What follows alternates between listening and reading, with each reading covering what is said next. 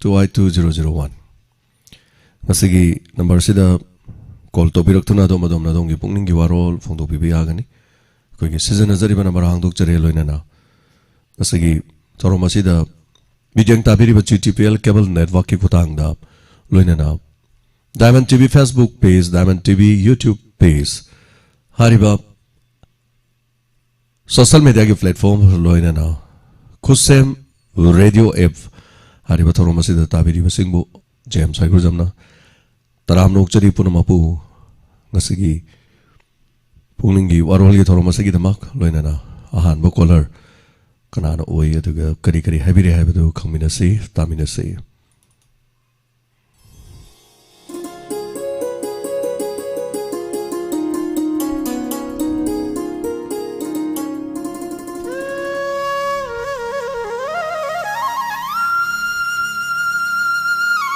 Taram Nokchari ngasigi YouTube live streaming the library basing election birali ba mayam punamak apawa yai phaba numit ominasi nungai taba pauna ektabak nomagi thokpada haijaba tare ngarangsu Churachandpur da thokiba thodok amakak am nungai taba aduga gari accident da leitaba yesok pa pan ma yaw ba jam nungai ti aduga phongphong saba paw ma ding ngarangsu du mayam haina rakibaduni Chief Minister gi War on Drugs campaign the commando gi team ama utgi haijale Kaksingi commando gi personnel mangana more gi heroin kilogram listing amaga khrai hen ba amadi WY tablet listing tara puthorokpada sale oina lupa listing marfu go konana haktheng na fare yamna police ki maithong dai jabatare amuba kali station ba aduga Chief Minister na sukwana Honoriba Madi Lamdamasigi Asumbatam Tiraba War on Drugs Nisatarpada Aduga Mia Masida Sumagi Karaiter Aikaktagira Masi Adu had the Chief Minister around Handani Fondokiva Aduga Mahaki mi Habitareni Kuigi mi Kuigi Police Department Commando Gitim Nusmani Yormas Handa Kisana Hanus Nati Mamang to Supaki Mamlede More the Pusina Honoram Bada Armigi Marie Lena Chaudhuri Hoyauna Madi Commando Gitim Mama Yauna Toki Sino kamay daw rin yung ado police commando sing na putorok pa po chay si kodeng tabi desu check daw di. Ado targadi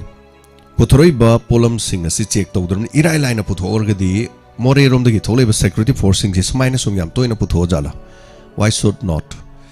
Karigi putor mo'y dagi sa mayam kan biging tar. Yam lugar wapam niyo sige wapam si. Kari hay daw no sila micham na putor po kipada na liring ngay sila mo. Police commando yausala di wari loirin angak pani mea de baksida tholiba thodok sing se dubu kaisu ka hena kari hai tare koi gi fari ba sing du makoi gi mathakta penalty akan ba piningai di leitaba nina adum thado khini hai tare huji natrasu makoi khakta gi wana tiu hadu hetar gadi Jinglom dana popi thazale kangu umna mu lalon sale adu su khokan pangan mana adu di misam mo khoi kari hoitare anga pane bo zaki mathak se adu bu policing adu bu fari ba policing ado ma khoi matham da di mafam da di khoi salute tawjari adu ga policing hi manung da hairak pa wafam sing lei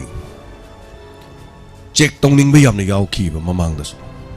mafam da faro sat ki ba da lum long na gari se sat ki ba Sek tongning ba ham yaw yo tawbu ngam ki di hayo na khanna ba paw mo phang bodagi check tawbani khanna ba paw si sam sigi line de le using sigi koi wari sana ba ko gari se tung khangi hayo po jaw bose chumna gari sigi khoina mi se sum khang jani da mi gi masa gi volume ma yeng ba da gari se po chai di yaw di irum lum ba es masi pot khar di yaw ri se kadai wai du no khang de Nok to dungai re kari hadu no khangdi popi thaba pafam singi khunja sing napsa gi kana ba pira roi hani union minister na khanghan kre hari napsa gi khudong sa ba pira roi abo sigi wafam si ju wafam ma ning rang dei tholok po wafam ma hai jabatare police gi drug fare DGP moral ground from thado ke hairak kadori bra na khoi gi MLA me ga chandra na hangbo su yawre Anyway, ngasigi call hangdok chare do call hoju phabu gi oina call laktre do ngasi gi topic phong chaba topic ama hair gadi war on drugs ki campaign commando team amana utgi hejele haibo wafam sinam koi gi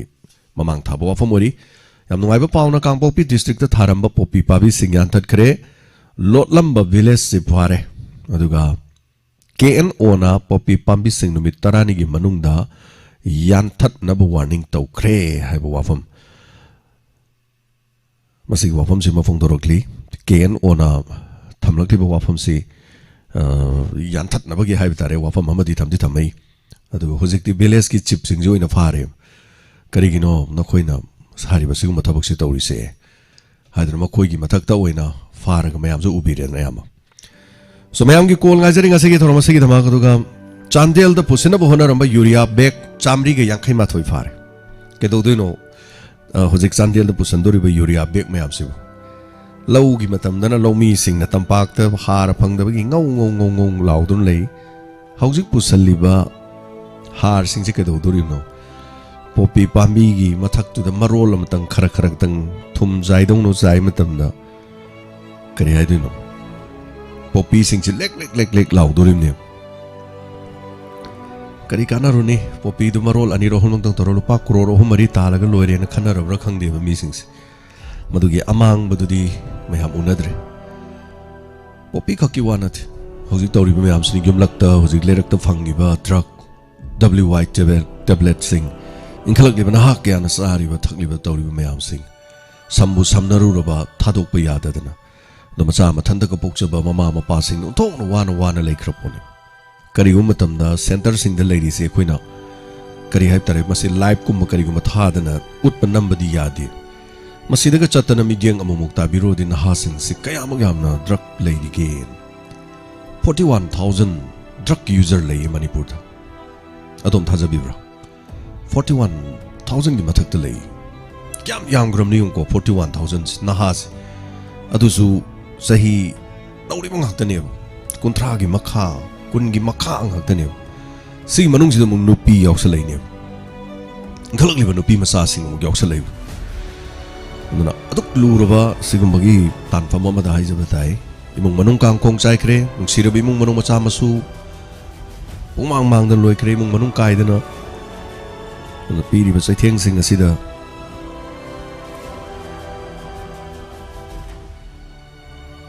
cycle gi mafam tara da thari ba popi pambi sing ngasi digi yan that na ba village sip sing na warop lokre sigi mafam jima yam phaja mafam ni theng asu theng na atheng da pharak pa thabal lai duni maram di village ki chip sing se oina 5 mayam khangbiram ba ye ko dum village sip sing se kari gi 5 no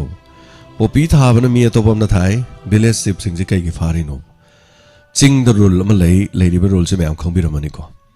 ado hariba x gi makha da ching da level lam sing se village chip adugi maming da loina leib akhoi sigi nei sai sa gi da leidana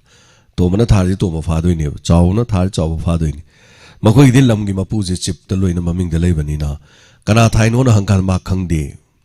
ma gi lam dugi uri mi sing do dur ma khangbam thoe dur ma khangbam thokpani na zip oina loina phagalak pane bhandak se aduna ni ojek se kangpok pigi koi gi cycle gi mafam tara da thari ba popi pambi sing ngasi degi village sip sing na yan that na ba warep lokre popi pambi sing yan thalaka da banina kunja sing gi hingna ba lambi lengak na thu matam da yat pi yu village sip sing maram di aikoi karim ta phangde sarkar gi privilege am ta phangde ching sa migeng yeng de lambi thong mayam phim khange ching na phabadi oide ba adana hingna ba lambi leitamni laina bohon har ko koi popi tha bane ba du yanthal war ga di pare yanthal ge koi gi lambi ma alternative ways ma we pbu hai bani hai bedare hello me ngamade lai from abc hello yamba james nanau shakespeare rajasthan degi ko laktab da tok sanjarak pane so kai de shakespeare ko laktab na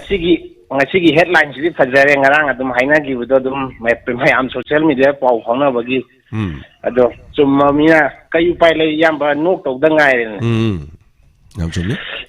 hayan ni point di suspend tawre haire suspend tawuduna arui badi oi lotion gadab dinati abko koina pamsari di moido aham zu ram do man di hana su kaya ma su police cannot chena ba ma myam phagra si wadang rida ada hayan ni ba point di para amadi tambiba matam yaurabra haibza aina hangjaningeba makoida kaigino haibda suspend habdi mohta makoidagi hena ibak miyam sijaba mayam ama lairi ko na ha hauji corruption muthat pa jo hairi ado mayam tawraga kudak taigi odum motaga di dismiss ka tawraga kudak ta para ama tambiba noya pa lambi do no sacharo yengasi ka haidana natraga di machi Warol drug sidi hauji hori yam kanna nariba laina ama oirabani na masi pak hek muthat pangam do mande sengna haibda chingmai hing wam ta hodre maduna kayam yamna effective kebu nong chudre ai nga sa onare ising lerektre hanta ising juwaga dori hainari dum aduna parama tambiben matam do thindharba thindu thindamalabra haibi wafam je aduna uniform selaga tawbose ri yamna judum haibi re mamangda army major kano toroga brigadier phab mayam yaugre ado Warol drug 2.0 2.0 ga hainari baje masi takseng namaki thamoi sengna taunaraga muthatla je hadi pangkui di kuido mande 2000 kaya do na ina popi na manipuri film ama yengsagi bako watai ko rong wadrang de madu usa sinima friends to kiste yengi ne adu da ta ka ba haira ki ba keno do hoji uji ma takseng na imang da thore ba matam da film ni budhoi do sumai to rok yai oi da ba ado oi ju sum me hoji aduna nung nang ba ngakta khangdine tawisi yamba nuai ba kangbu na mai pangnung nuai ki ba uji pharam draga di karol pati oidori me haudori me ba pharam na uji dum yeng ba dun yeng ba ji mo ta aseng parama tambi bai matam du oirabra na traga di mai pak pa je ma khoi di matung da su kaya ma sum tholak pa su yari aroi bane haibadi oidau mande si wafan sum thamjaning nungang nuai ta sum tawjari tarap saligam Hagachari, Shakespeare, ngakpani, popi eba pambi sina tawrise, magi matau haibdare mayam naga popi pambi si kamay na tawrino, popi si karino, na haikanda mayam na sudum, lay mani, lay makalam ni mayam na sudum ubirang man. Koi Afghanistan si number 4 haitare, sigumagi, popi gi tabak si am tawi, moigi mafam si su am chana ba haitare. Ado US ki lan missing na learning matam da, ay popi gi pambi im tak ay ucharak ko. Si popigi sida toy se si masada khet li se sida tholei ba khoi gi mahi ma tholei se masi se khet toy ne ba khoi ke no na khoi gi apa ba ke no na si khet toy ne aduga baltin gumba ma da kesalaga sum pu doi ne ba yam ponte ko khachik tani se adu si pambi se gi pai raga khet la ga khoi hapchan doi ne ba sum purga aduga mu laide dum le hodoi ni adun mayam na haini se koi manipur da haini se kaino si khet pa loira kan da ho ba pambi sing du ni yan thal ise gan haiba su yawi ko mafam du da de koi chasaru leite maybe lalam su yai but adubu hojikti social media gi adum matam ni mayam na su hena adum khangbire adu popi si yeng ba da su ma si masak si yam phajaba chingmai ho bu da yam phajaba kaino mani haiba tare mayam na su dum khangbira mani social media da sai amaga su charke aduga अकोई Afghanistan की मफम सिदा समाइना था बसिद के दोगे वो US की लान मीसिंग से cinema कोई की केनो सीजन है रोबर कार कोई की गाड़ी मखल में तेरे सकास ओ पान मामा मसीजन कोरो तक खाई बजाने को यूएस की लान मीसिंग सिने ने कोरो तक खाई बजाने आई मतंग उचर के सीनियर बस समाइना चिंगमाई सिदा पेक थन पाला का सिगी स्टेज की Europe पदने Moina Mahi Lewis yam kanari ba sel phangi je sigi matam sidani haidare thank you so much call chunga si diral hakti thorom se the call ma mathang dam lai hello mingalai phone ga bisi ai sanje ma maning lai kai digi wangkem ranjita taram nokchari ma habi kari wa phone tamini ba kaino hojikta drug ki ama magi haina gi bodo ai ngarang han da ju phongkhong sana angang sidaju siba yauri eri thabangong sai daju ama siri adugi khalubada thawai jam nuai ta ba haitare hoi adu hojik se yan je sukta ta na da ba isa me ama smaina manga gadi wakhan je nuai ta ba ma tum akhoi daju nuai ta ba thamoi chokpa kai haidoi nu khangdi ꯅꯤꯡ ꯂꯥꯎꯕ ꯊꯋꯥꯏꯁꯦ ꯀꯩ ꯑꯣꯏꯔꯛꯀꯗꯒꯦ ꯈꯟꯕꯗꯩ ꯑꯩꯁꯨ ꯏꯆꯥ ꯅꯨꯄꯥ ꯉꯥꯛꯇ ꯑꯅꯤ ꯄꯣꯛꯏ ꯑꯗꯨ ꯌꯥꯝꯅ ꯏꯟꯈꯠꯂꯛꯄ ꯃꯇꯝ ꯇꯥꯏꯃꯤꯡ ꯑꯣꯏꯕꯅꯤ나 ꯁꯦꯟꯅꯕ ꯀꯟꯗꯕ ꯌꯥꯗꯦ ꯑꯗꯨꯅ ꯁꯦꯟꯇꯔꯗ ꯊꯝꯃꯒ ꯁꯤꯔꯦꯅ ꯄꯥꯎ ꯂꯥꯛꯄ ꯁꯤ ꯑꯅꯛꯄꯗꯁꯨ ꯂꯩꯔꯦ ꯑꯗꯒꯤ ꯑꯁꯣꯝꯗꯁꯨ ꯇꯥꯔꯦ ꯉꯔꯥꯡ ꯅꯍꯥꯟꯗꯁꯨ ꯑꯗ ꯑꯁꯤ ꯃꯌꯥꯝꯁꯤ ꯌꯥꯟ ꯇꯥꯃꯤꯟꯅꯕ ꯅꯨꯄꯥ ꯃꯆꯥ ꯏꯟꯈꯠꯂꯛꯄꯁꯤꯡꯁꯦ ꯀꯃꯥꯏꯅ ꯇꯧꯔꯒ ꯌꯥꯟ ꯇꯥꯍꯟꯒꯗꯒꯦ ꯍꯥꯏꯕꯁꯦ ꯁꯤ ꯍꯥꯏꯐꯝ ꯈꯪꯗ꯭ꯔꯦ ꯑꯗꯒꯤ ꯄꯨꯂꯤꯁꯁꯤꯡꯁꯤꯅ ꯃꯣꯏꯅ ꯉꯥꯛꯄꯤꯒꯗ꯭ꯔꯥ ꯁꯦꯟꯕꯤꯒꯗ꯭ꯔꯥ ꯍꯥꯏꯔꯒ ꯃꯣꯏꯅ ꯂꯂꯣꯟꯕ ꯑꯣꯏꯁꯜꯂꯛꯑꯒꯗꯤ ꯀꯃꯥꯏ ꯐꯤꯕꯝ ꯑꯣꯏꯒꯗꯒꯦ ꯍꯥꯏꯕꯗꯣ ꯁꯤꯃꯗꯤ ꯃꯣꯏꯒꯤꯁꯨ ꯃꯆꯥ ꯃꯅꯥꯎ ꯂꯣꯏ ꯌꯥꯎꯔꯤꯕ ꯉꯥꯛꯇꯅꯤ ꯃꯣꯏꯒꯤ ꯄꯣꯛꯅꯐꯝ ꯑꯣꯏꯗ꯭ꯔꯕ꯭ꯔꯥ ꯁꯤ ꯈꯛꯇꯪꯗꯤ ꯍꯪꯖꯅꯤꯡꯉꯤ ꯁꯤ ꯈꯛꯇꯅꯤ ꯍꯥꯏꯖꯔꯒ ꯂꯣꯏꯖꯔꯒꯦ ꯏꯅꯥꯎ ꯖꯦꯝꯁ ꯊꯥꯒꯠꯆꯔꯤ ꯍꯥꯏꯕꯤꯔꯛꯄ ꯌꯥꯝ ꯊꯃꯣꯏ ꯁꯣꯛꯅꯤꯡꯉꯥꯏꯅꯤ ꯑꯗꯨꯒ ꯏꯃꯨꯡ ꯃꯅꯨꯡꯗꯁꯨ ꯂꯩꯇꯕ ꯁꯤꯕ ꯅꯥꯕ ꯌꯥꯎꯁꯜꯂꯛꯏꯅꯤ ꯁꯤꯒꯨꯝꯕꯒꯤ ꯃꯑꯣꯡ ꯃꯇꯧꯁꯦ ꯑꯗꯨꯒ ꯃꯅꯤꯄꯨꯔꯅ ꯁꯤꯒꯨꯝꯕꯒꯤ ꯂꯝꯁꯤꯒꯤ ꯍꯥꯏꯇꯥꯔꯦ ꯃꯃꯤꯡ ꯆꯠꯈꯠꯂꯛꯏꯕꯅꯤ ꯍꯜꯂꯣ ꯃꯤꯡ ꯑꯃꯗꯤ ꯂꯩꯐꯝ ꯍꯥꯏꯕꯤꯁꯤ ꯑꯣ ꯏꯆꯦꯡꯗꯨꯕ꯭ꯂꯥ ꯁꯉꯥꯛꯐꯝꯗ ꯗꯨꯀꯥꯟ ꯐꯝꯕꯗꯣ ꯉꯔꯥꯡ ꯏꯆꯦꯒꯤ ꯃꯆꯥꯅꯨꯄꯥꯅ ꯄꯩꯁꯥꯗꯣ ꯀꯥꯞꯈ꯭ꯔꯕꯅꯦ ꯑꯗꯨ ꯌꯧꯔꯛꯑꯕ꯭ꯔꯥ ꯍꯪꯒꯦ ꯇꯧꯕ ꯃꯗꯨꯃꯗꯤ ꯑꯩ ꯈꯪꯖꯗ꯭ꯔꯦ ꯃꯗꯨ ꯀꯥꯞꯈꯤꯕꯒꯤ ꯆꯦ ꯃꯗꯨ ꯁ꯭ꯀ꯭ꯔꯤꯟ ꯁꯣꯠꯀꯨꯝꯕ ꯑꯃ ꯊꯥꯕꯤꯔꯛꯇ꯭ꯔꯗꯤ ꯑꯩꯗꯤ ꯄꯩꯁꯥꯁꯦ ꯆꯪꯉꯛꯏꯁꯦ ꯇꯣꯡꯕ ꯆꯥꯎꯕ ꯊꯥꯔꯛꯇꯕꯅꯤꯅ ꯈꯪꯗꯕ ꯌꯥꯎꯋꯦꯕꯀꯣ ꯑꯅꯥꯕ ꯂꯤꯂꯥꯒꯤ ꯏꯁꯩ ꯁꯛꯄ ꯀꯔꯤꯑꯕ ꯃꯥꯏ ꯑꯗꯨ ꯌꯥꯝ ꯃꯃꯤꯡꯗꯨꯕꯣ ꯅꯨꯡꯉꯥꯏꯖꯔꯦ ꯏꯆꯦ ꯑꯗꯨꯝ ꯏꯁꯜꯂꯒꯦ ꯍꯥꯏꯔꯤꯉꯩꯗ ꯏꯆꯦꯒꯤ ꯃꯤꯡꯗꯣ ꯑꯃꯨꯛꯇꯪ ꯍꯥꯏꯕꯤꯔꯛꯑꯣ ꯑꯥꯎ ꯑꯣ ꯃꯥꯅ ꯉꯔꯥꯡ ꯅꯨꯡꯗꯥꯡ ꯏꯆꯦ ꯂꯨꯄꯥ ꯀꯌꯥ ꯀꯥꯞꯄꯤꯈꯤꯕ 500 ꯑꯣꯀꯦ ꯌꯥꯔꯦ ꯑꯗꯣ ꯏꯆꯦꯒꯤ ꯑꯣ ꯃꯤꯡ ꯏꯟꯗꯨꯕꯂꯥ ꯂꯥꯏꯔꯤꯛ ꯌꯦꯡꯐꯝ ꯂꯩꯀꯥꯏ ꯑꯣꯀꯦ ꯊꯥꯔꯛꯏꯗꯨꯅ ꯔꯣꯕꯤꯟꯁꯟ ꯂꯥꯏꯁꯝꯅ ꯐꯔꯦ ꯏꯆꯦꯒꯤ ꯃꯤꯡꯗꯨꯗ ꯏꯁꯜꯂꯒꯦ ꯏꯟꯗꯨꯕꯂꯥ ꯂꯥꯏꯔꯤꯛ ꯌꯦꯡꯐꯝ ꯂꯩꯀꯥꯏ ꯂꯨꯄꯥ 500 ꯍꯣꯏ ꯊꯥꯕꯅꯦ ꯆꯤꯆꯟ ꯀꯨꯃꯥꯔꯒꯤ ꯏꯆꯥꯅꯨꯄꯥꯅ ꯏꯆꯦ ꯃꯆꯥꯅ ꯊꯥꯈꯤꯕꯅꯦꯕ ꯔꯣꯕꯤꯟꯁꯟ ꯂꯥꯏꯁꯝ ꯍꯥꯏꯅꯀꯣ ꯊꯦꯡꯛ ꯌꯨ ꯑꯇꯩꯗꯤ ꯍꯩꯇꯦꯗ ꯑꯗꯨꯅ ꯍꯣꯏ ꯃꯤꯉꯣꯟꯗ ꯁꯨꯝ ꯏꯆꯦ ꯃꯆꯥꯗ ꯀꯣꯏꯆꯦ ꯃꯉꯣꯟꯗ ꯀꯥꯞꯍꯟꯗ꯭ꯔꯗꯤ ꯎꯄꯥꯏ ꯂꯩꯇꯕ ꯑꯩꯈꯣꯏꯁꯨ ꯌꯥꯝ ꯍꯣꯏ ꯅꯨꯡꯉꯥꯏꯖꯩ ꯊꯥꯒꯠꯆꯔꯤ ꯑꯗꯣ ꯑꯩꯈꯣꯏꯗꯤ ꯗꯨꯀꯥꯟ ꯐꯝꯕꯅꯤꯅ ꯃꯔꯛꯇ ꯑꯗꯨꯝ ꯇꯧꯖꯔꯛꯀꯦ ꯍꯣꯏ ꯌꯥꯝ ꯇꯣꯏꯅꯗꯤ ꯉꯝꯗ꯭ꯔꯦ ꯑꯗꯣ ꯍꯣꯏ ꯐꯅꯤ ꯌꯥꯝ ꯅꯨꯡꯉꯥꯏꯖꯩ ꯍꯣꯏ ꯌꯥꯝ ꯅꯨꯡꯉꯥꯏꯌꯦ ꯏꯟꯁꯄꯦꯛꯇꯔ ꯇꯌꯥꯏ ꯉꯔꯥꯡ ꯅꯍꯥꯟꯒ ꯇꯥꯕꯗ ꯅꯨꯡꯉꯥꯏ ꯑꯃꯅꯤ ꯍꯣꯏ ꯊꯝꯃꯣ ꯑꯗꯣ ꯁꯨꯝ ꯈꯪꯅꯤꯡꯗꯅ ꯍꯪꯉꯛꯄꯅꯤꯗ ꯊꯥꯒꯠꯆꯔꯤ ꯍꯣꯏ ꯊꯝꯃꯣ ꯁꯤ ꯁ꯭ꯀ꯭ꯔꯤꯟꯗ ꯑꯩꯅ ꯎꯍꯟꯖꯔꯤꯁꯦ ꯑꯐꯒꯥꯅꯤꯁꯇꯥꯟꯗꯅꯤ ꯑꯐꯒꯥꯅꯤꯁꯇꯥꯟꯒꯤ ꯈꯨꯊꯥꯁꯤ ꯌꯦꯡꯕꯤꯌꯨꯁꯦ ꯄꯣꯄꯤ ꯈꯨꯊꯥꯁꯤ ꯌꯦꯡꯕꯤꯌꯨꯁꯦ ꯁꯤꯗꯒꯤꯅꯦꯕ ꯑꯩꯈꯣꯏꯅ ꯗ꯭ꯔꯛꯅ ꯁꯨꯡꯉꯛꯏꯁꯦ ꯃꯈꯜ ꯀꯌꯥꯒꯤ ꯀꯩꯅꯣꯁꯤꯡꯁꯦ ꯁꯤꯗꯒꯤꯅꯦꯕ ꯁꯨꯡꯉꯛꯏꯁꯦ ꯑꯗꯨꯅ ꯄꯨꯔꯥ ꯑꯩꯈꯣꯏꯒꯤ ꯐꯥꯝ ꯑꯃꯒꯤ ꯇꯥꯏꯞꯇ ꯂꯩꯔꯕꯅꯦꯕ ꯑꯗꯨꯒ ꯍꯧꯖꯤꯛꯀꯤ ꯄꯥꯝꯕꯤꯗꯨꯗꯒꯤ ꯍꯥꯏꯇꯥꯔꯦꯀꯣ ꯁꯤꯒꯤ ꯁ꯭ꯇꯦꯖ ꯑꯁꯤ ꯌꯧꯔꯛꯄꯗꯅꯦꯕ ꯃꯣꯏꯅ ꯁꯤꯗꯒꯤ ꯊꯣꯛꯂꯛꯄ ꯃꯍꯤꯁꯤꯅꯦꯕ ꯂꯧꯗꯣꯔꯤꯁꯦ ꯁꯤ ꯈꯦꯠꯂ ꯂꯧꯗꯣꯏꯅꯦꯕ ꯑꯗꯣ ꯁꯤꯒꯤ ꯊꯕꯛꯁꯤꯅꯦ ꯑꯩꯈꯣꯏ ꯆꯤꯡꯒꯤ ꯃꯐꯝꯁꯤꯡꯗ ꯄꯥꯛ ꯁꯟꯅ ꯍꯧꯖꯤꯛ ꯇꯧꯔꯤꯁꯤ ꯌꯦꯡꯕꯗꯒꯗꯤ ꯐꯖꯈ꯭ꯔꯅꯤ ꯐꯤꯂꯝꯒꯤ ꯁꯤꯅꯔꯤꯒ ꯃꯥꯟꯗꯅ ꯌꯦꯡꯕꯤꯌꯨꯁꯦ ꯂꯩꯒꯥꯁꯦ ꯑꯣꯟꯊꯣꯛꯅ ꯐꯖꯈ꯭ꯔꯕ ꯄꯨꯛꯅꯤꯡꯒ ꯍꯨꯈ꯭ꯔꯕ ꯄꯣꯠꯅꯤ ꯃꯁꯛꯇꯤ ꯐꯖꯕ ꯃꯔꯤꯟ ꯇꯥꯎꯕ ꯍꯥꯏꯗꯨ ꯇꯥꯔꯦꯅꯦ ꯑꯗꯨꯅ ꯃꯥꯅ ꯃꯃꯤꯡꯒꯗꯤ ꯐꯖꯅꯤ ꯍꯦꯔꯣꯏꯟꯒ ꯍꯥꯏꯁꯦ ꯁꯤꯗꯒꯤꯅꯦꯕ ꯂꯣꯏꯅ ꯂꯥꯛꯀꯗꯧꯔꯤꯕ ꯁꯦꯝꯃꯛꯀꯗꯧꯔꯤꯕ ꯄꯨꯝꯅꯃꯛꯁꯤꯡ ꯑꯁꯦ ꯑꯗꯨꯅ ꯃꯁꯤꯒꯤ ꯃꯈꯜꯁꯤꯅꯅꯤ ꯑꯗꯨꯒ ꯃꯤꯑꯣꯏꯕꯕꯨ ꯄꯩꯁꯥ ꯌꯥꯝꯅ ꯄꯥꯏꯍꯜꯂꯤꯕ ꯈꯨꯗꯛꯇ ꯑꯇꯦꯟꯕ ꯃꯇꯝꯗ ꯀ꯭ꯔꯣꯔꯄꯇꯤ ꯑꯣꯏꯍꯜꯂꯛꯏꯕ ꯇꯧꯔꯤ ꯃꯌꯥꯝꯁꯦ ꯍꯥꯏꯇꯥꯔꯦ ꯑꯗꯣ ꯃꯌꯥꯝ ꯀꯔꯤ ꯐꯥꯎꯕꯤ ꯃꯊꯪꯒꯤ ꯀꯣꯂꯔ ꯈꯨꯗꯣꯡꯆꯥꯕ ꯄꯤꯖꯔꯤ ꯉꯁꯤꯒꯤ ꯑꯣꯏꯅ ꯊꯧꯔꯝꯁꯤꯒꯤ ꯌꯥꯝ ꯉꯛꯄ ꯅꯨꯃꯤꯠ ꯑꯃ ꯍꯥꯏꯇꯥꯔꯦ ꯀꯣꯜ ꯁꯨꯞꯅꯇꯪ 3 ꯀꯣꯜ ꯂꯥꯛꯇ ꯉꯥꯏꯔꯤ ꯑꯗꯨꯒ ꯌꯨꯇ꯭ꯌꯨꯕꯀꯤ ꯑꯩꯈꯣꯏꯒꯤ ꯉꯁꯤꯒꯤ ꯆꯦꯅꯦꯜꯁꯤꯗ ꯂꯩꯕꯤꯔꯤꯕꯁꯤꯡ ꯑꯗꯨꯝ ꯁꯔꯨꯛ ꯌꯥꯁꯟꯕꯤꯔꯛꯄ ꯀꯩꯁꯨ ꯀꯥꯏꯕ ꯂꯩꯇꯦ ꯑꯗꯨꯒ ꯁꯤꯅꯤ ꯑꯣꯟꯖꯔꯤꯕ ꯊꯥꯒꯠꯆꯔꯤ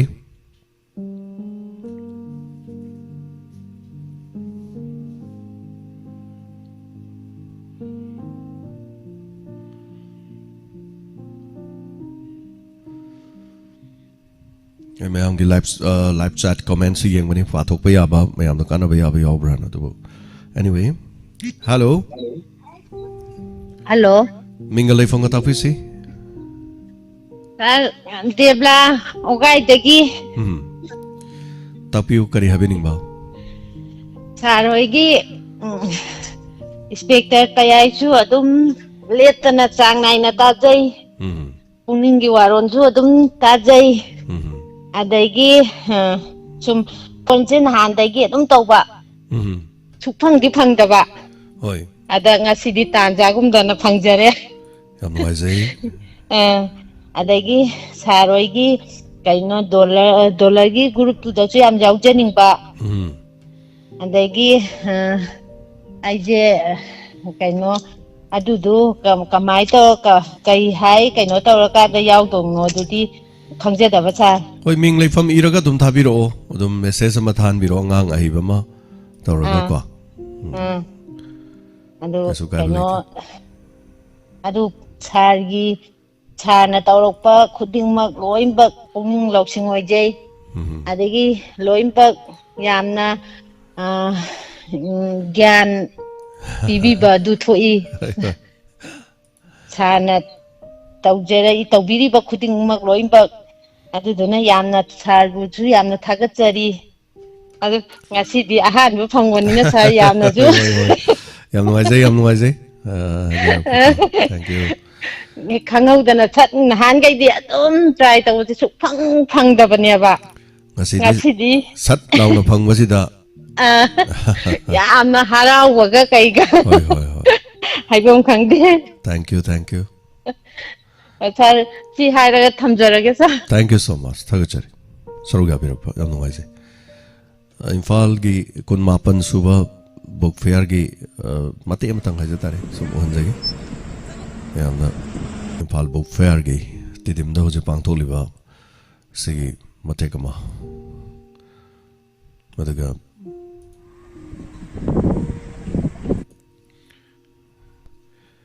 hello sir mingalai fang habisi sir ai more tiruang madagi singam ongwi sanani sir tapiu kari happening ahanbada sir James bu ikai khamna bu jeri habi thamjage sir thagachari sir kachu atai di hainingai lejade sum akhoi Diamond TV gi oibada hajarake sir Pukning gi Warol adagi isai saknabi live talent adum ai tajai adagi inspector tayai ngarangi pariga bebiga gi matang su yam nungai live ta su taba yauje ado aina sum comment kai kara pi budo aina changjadabagi ni live su asini amani di sore ai adum live ta jaba hoi ado adukki matik nungai live ta taraga ju pen de nongalaga ju adum ai hainabi mo adum oijagi banina nongalaga ju adum tai ado pariga bebiga du di sar tek kaidana adum chalhan janingi haijaningi sar hoi ado khakdang haijaning dana tawjarapani sar thank you thagachari habirakpa moredagi call to birakpa haninga letana thagachari thromasida onjari basi book fair gi hoji pangtholi badani aduna asimak hoji maki mafam adugi oiba views ni aduga larik yoliba kholiba toriba mayam su chapiu book fair fangdaba larik novel fajaba mafam chida loina fangdana lere hello sir I can to the you sarani taramrok chari usarni kari happening I just live chat tale jarambani sir mi sum tawnar tabuda hoi waron dress ki matag de kitang thamjage na sir habiu hojikan je angang khalakpa nupa macha singse hai tare ko sir amagi wana tana akoi hek chong thuraga angang je smai tawdana akoi center gumba kai gumba amda thambirasi ka hai bisi sir mama pa oiba jingsina akoi doina ozalaga ulta case to hai tare yam sauning bu moina moigi masa se akoi na halaji haibadi makti natte magi phattaba character do chungthok pina bai damakta center da matam khara thamje habaji sa mama ga mapa ga na oina he na support to bi hai tare sigi matang ki da kitang mama pa oiba khoi sing se gyan ta minara se angang sing jam tong kan je na haijaningi sa yam phajaba wafam ni tapiri wafam se wafam sina loi birabra tai kari habi ni balai hoi ya jare ki sui dok pa hai ningai leti sar dubu inspector ta yai rang ngang ki da hagi budo sa ising phangdabagi awaba leirani habido hana de khara ga wa lei basida dum madiya pakhatle sa hoi achumba di oi ga dobudi male hajik pok lei ba step sida sang wara jinadi amu hena warka da male sar chumgani na su khale inspector ta yai da hagi wa ji chumdani ngai wa di leitre dunia jik lai lai bi be sin na kuna makhara chiksinna kaino taw lai minara je na message sam tam bijaninge thank you thamjare sir thagachari am ngai sai tarom sarog yabirakpa.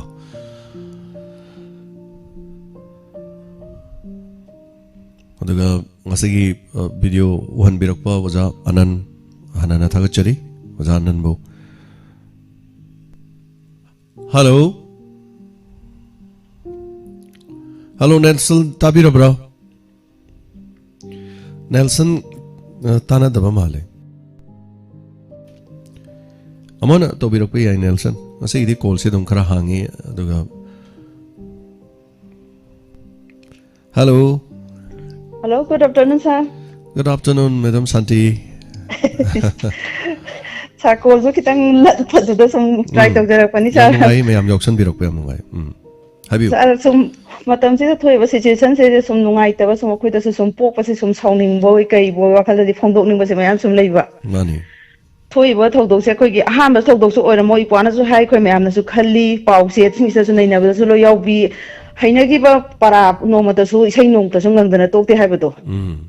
Ipongi mahusagi khudai ma dai di polang khosai ma saludri gai khoi tumba yadi na pramanam topiram ba do.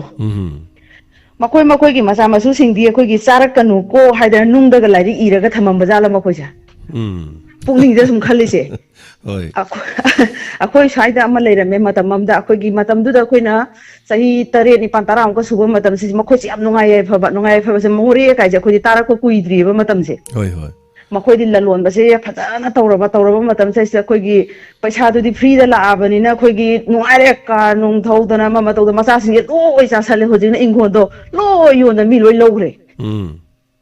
Masigumba posing je makoi di masa poto thengnara ga makoi da thawak ka do thawdo sing ningsang bangam da ba za la makoi wa chak chaging amana chen ko ama mang thue do sa Mani.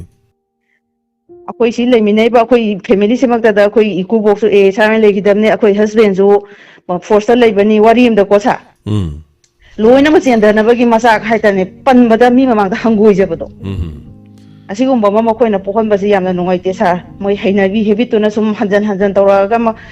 Ching da man da huji su drone na chai re hai ba si su mangarang discussion da su nei na ba da khoi gi ma khoi na chai ba po se nung sit sina kari na sit ki ba mai ge da hungra ga popi ta di si ho da pambi ta tai mi hoi ba na ji ba na cha ba da sang ga ba dar ka ba po sing se da loina effect la ka ne hai ba ma kan na nei na gi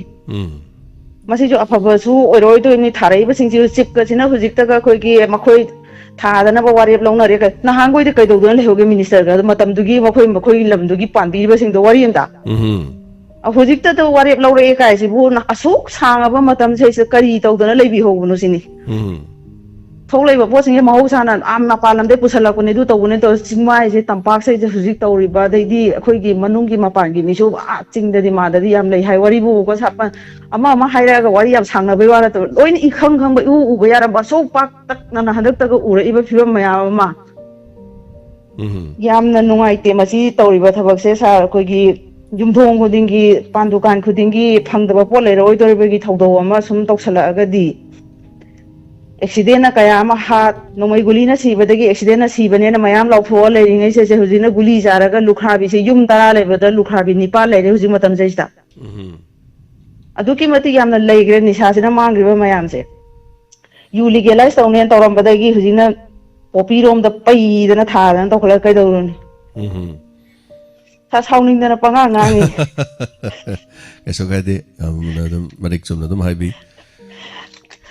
yam ngai jai ha bi ro ko khoi gi puning da khoi gi da khoi na stand lai ta ba ya da ba ne aduna mayam taga chari ha bi ro phom khara adu chumi hojing khanari wa phom se to dori si khara hidak sai dori dunu fa dori bra aduga thari ba phom sing je loi na drone sing na chapang ngam da drone amana kayam sa na pai ba ngami drone pai gen pai da drone man season of the kilometer ani hum pai bi ke sunga mo do ri changa ga tawru doi thabak tu afabati orak sunu sungtaw tawru do charuk pudi khara tawbiri se se minister na khwai di fai adubu mayam kari hai tare asai gi village ship sing na hangi ke dawli gi hai ba wafam hai biri tu am chum wafam ne thaga chari wafam khara thambi ba du ga sigi dama commando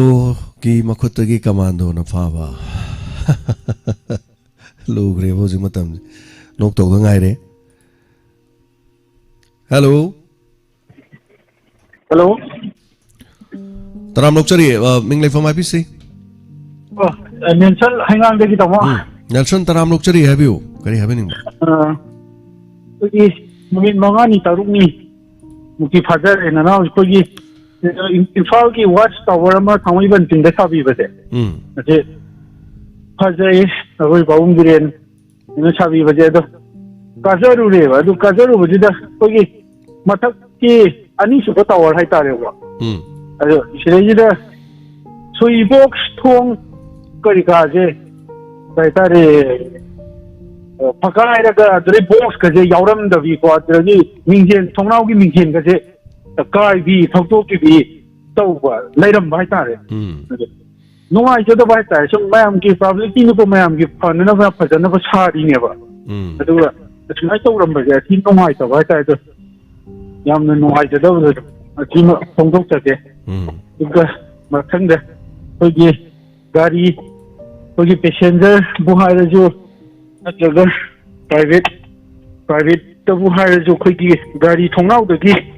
speed ꯇꯧꯕꯁꯦ ꯁ꯭ꯄꯤꯗꯤꯡ ꯍꯦꯛꯇꯤꯟ ꯁꯤꯠꯇꯣꯛꯄꯁꯤꯒ ꯇꯧꯕ ꯈꯤꯇꯪ ꯌꯦꯡꯉꯒ ꯍꯥꯏꯗꯤ ꯃꯅꯤꯡꯗ ꯑꯇꯩ ꯒꯥꯔꯤ ꯃꯆꯥꯗ ꯊꯧꯔꯛꯑꯝꯕꯁꯨ ꯌꯥꯏ ꯈꯣꯡꯅ ꯆꯠꯂꯝꯕꯁꯨ ꯌꯥꯏ ꯑꯗꯣ ꯁꯤꯁꯤꯝꯇꯪꯒ ꯌꯥꯝ ꯅꯨꯡꯉꯥꯏꯖꯗꯕꯗꯣ ꯑꯗꯨ ꯁꯤꯁꯤꯝꯇꯪꯒ ꯈꯤꯇꯪ ꯌꯦꯡꯁꯤꯟꯕꯤꯔꯗꯤ ꯌꯥꯝ ꯏꯁꯥꯅ ꯁꯨꯝ ꯍꯥꯏꯐꯦꯠ ꯃꯅꯤꯡꯗ ꯂꯥꯛꯏꯁꯦ ꯃꯤ ꯂꯩꯀꯣ ꯃꯤ ꯂꯩꯇꯦꯀꯣ ꯍꯥꯏꯔꯒ ꯇꯧꯕꯤꯔꯗꯤ ꯅꯨꯡꯉꯥꯏꯖꯒꯅꯤꯅ ꯑꯗꯨꯝ ꯐꯣꯡꯗꯣꯛꯆꯒꯦ ꯌꯥꯝ ꯅꯨꯡꯉꯥꯏꯖꯩ ꯇꯥꯛꯄꯤꯔꯛꯄ ꯂꯩꯕꯥꯛ ꯑꯃꯒꯤ ꯃꯁꯥꯒꯤ ꯃꯥꯒꯤ ꯆꯥꯎꯈꯠꯄꯒꯤ ꯃꯃꯤꯗꯨ ꯇꯥꯛꯊꯣꯛꯅꯔꯤꯕꯅꯤ ꯏꯝꯐꯥꯜ ꯃꯅꯨꯡꯗ ꯂꯩꯔꯤꯕ ꯑꯩꯈꯣꯏꯒꯤ ꯂꯤꯞ ꯃꯆꯥ ꯑꯃꯅꯤ ꯂꯥꯟꯊꯣꯛꯅꯕꯅꯦꯅ ꯕꯥꯏ ꯔꯣꯗ ꯑꯩꯈꯣꯏꯒꯤ ꯀꯩꯅꯣꯗ ꯁꯥꯔꯤꯕꯁꯤꯡꯁꯤꯒꯤ ꯃꯊꯛꯇ ꯇꯧꯕꯤꯗꯨ ꯌꯦꯡꯉꯨ ꯂꯤꯞ ꯍꯥꯞꯐꯝꯗꯨ ꯂꯤꯞ ꯍꯥꯞꯇꯦꯅ ꯑꯗꯥꯏ ꯃꯐꯝꯗꯨ ꯌꯦꯡꯉꯨ ꯑꯃꯥꯡ ꯑꯁꯣꯏ ꯇꯧꯁꯜꯂꯦ ꯑꯉꯛꯄ ꯅꯠꯇ꯭ꯔꯣ ꯁꯤꯕꯣ ꯃꯤ ꯂꯝꯗꯩ ꯃꯤ ꯂꯥꯛꯑꯒ ꯑꯁ ꯃꯅꯤꯄꯨꯔꯒꯤ ꯃꯣꯏ ꯁꯤꯒꯤꯁꯦ ꯈꯣꯡꯅ ꯆꯠꯄꯒꯤ ꯐꯨꯠꯄꯥꯠ ꯑꯃ ꯁꯦꯝꯃꯦ ꯁꯤ ꯌꯦꯡꯁꯦ ꯀꯥꯟ ꯌꯦꯡꯉꯗꯤ ꯑꯗ ꯇꯧꯔꯤ ꯐꯤꯕꯝꯗꯣ ꯑꯁ ꯊꯤꯅ ꯆꯥꯎꯈꯠꯇꯦꯍꯦꯅ ꯈꯟꯗꯣꯏꯅꯦꯕ ꯐꯖꯕ ꯎꯕ ꯌꯥꯗꯕ ꯀꯜꯂꯛꯄ ꯍꯥꯏꯒꯗ꯭ꯔꯥ ꯀꯩꯗꯣꯏꯅꯣ ꯈꯪꯗꯦꯕ ꯃꯤꯒꯤ ꯃꯅꯥ ꯃꯁꯤꯡ ꯏꯃꯨꯡ ꯃꯅꯨꯡ ꯏꯪꯈꯣꯜ ꯐꯖꯅ ꯊꯥꯔꯒ ꯌꯥꯟꯊꯠꯅꯤꯡꯕ ꯐꯨꯛꯇꯠꯅꯤꯡꯕ ꯐꯥꯎꯕꯒꯨꯝꯕ ꯌꯥꯝ ꯐꯩꯅ ꯁꯤꯗꯤ ꯑꯩꯈꯣꯏꯁꯨ ꯇꯧꯒꯦꯅ ꯍꯥꯏꯕꯒꯤ ꯋꯥꯈꯜꯂꯣꯟꯁꯦ ꯄꯥꯛ ꯂꯩꯔꯛꯇꯕ ꯑꯗꯣ ꯐꯠꯇꯕ ꯊꯕꯛꯇꯗꯤ ꯀꯔꯤ ꯍꯧꯒꯅꯤꯀꯣ ꯇꯧꯔꯤꯁꯤꯅꯦ ꯌꯥꯝꯅ ꯃꯁꯤ ꯑꯩꯈꯣꯏꯅ ꯁꯨꯡꯌꯦꯡ ꯌꯦꯡꯁꯜꯍꯧꯗ ꯇꯥꯔꯒꯗꯤ ꯍꯧꯖꯤꯛ ꯑꯣꯏꯔꯤꯕ ꯐꯤꯕꯝꯁꯤ ꯂꯩꯔꯗꯤ ꯃꯅꯤꯄꯨꯔ ꯀꯔꯤ ꯑꯣꯏꯔꯛꯀꯗꯒꯦ ꯑꯗꯣ ꯅꯣꯡꯃꯗꯤ ꯑꯩꯈꯣꯏꯁꯨ ꯏꯆꯥ ꯏꯁꯨꯁꯤꯡ ꯂꯣꯏ ꯌꯥꯎꯔꯛꯀꯅꯦꯕ ꯁꯤ ꯐꯤꯕꯝꯗ ꯉꯁꯥꯏꯁꯨ ꯃꯦꯗꯥꯝꯅ ꯇꯥꯛꯄꯤꯈꯤꯕꯗ ꯏꯃꯨꯡ ꯃꯅꯨꯡꯗ ꯂꯣꯏ ꯇꯨꯝꯃꯦ ꯍꯥꯏꯗꯣ ꯃꯁꯤꯅꯤ ꯇꯧꯔꯤꯁꯤ ꯊꯦꯡꯛ ꯌꯨ ꯁꯣ ꯃꯆ ꯊꯥꯒꯠꯆꯔꯤ ꯍꯥꯏꯕꯤꯔꯛꯄ ꯑꯗꯨꯒ ꯑꯩ ꯐꯣꯇꯣ ꯈꯔ ꯎꯍꯟꯖꯒꯦ ꯑꯩꯈꯣꯏꯒꯤ ꯃꯅꯤꯄꯨꯔ ꯄꯨꯂꯤꯁꯅ ꯇꯣꯉꯥꯟ ꯇꯣꯉꯥꯟꯕ ꯃꯐꯝꯁꯤꯡꯗ ꯆꯤꯡꯒꯤ ꯃꯐꯝꯁꯤꯡꯗ ꯑꯩꯈꯣꯏꯒꯤ ꯄꯣꯄꯤ ꯊꯥꯕ ꯃꯇꯝꯗ ꯌꯥꯟꯊꯠꯄ ꯈꯣꯠꯄ ꯇꯧꯕꯒꯤ ꯄꯨꯂꯤꯁꯀꯤ ꯏꯆꯤꯜ ꯏꯅꯥꯎꯁꯤꯡꯅ ꯊꯧꯗꯥꯡꯁꯤ ꯌꯥꯝ ꯆꯥꯎꯅ ꯂꯧꯋꯤ ꯑꯗꯣ ꯃꯁꯤ ꯑꯩꯒꯤ ꯁ꯭ꯀ꯭ꯔꯤꯟꯗ ꯎꯍꯟꯖꯔꯛꯀꯦ ꯊꯦꯡꯛ ꯌꯨ ꯁꯣ ꯃꯆ ꯅꯦꯁꯟ ꯊꯥꯒꯠꯆꯔꯤ ꯊꯧꯔꯝ ꯁꯔꯨꯛ ꯌꯥꯕꯤꯔꯛꯄ ꯑꯁꯤꯒꯤꯗꯃꯛ ꯑꯗꯨꯒ ꯑꯩ ꯁꯤꯟ ꯈꯔ ꯎꯍꯟꯖꯔꯛꯀꯦꯕ ꯃꯌꯥꯝ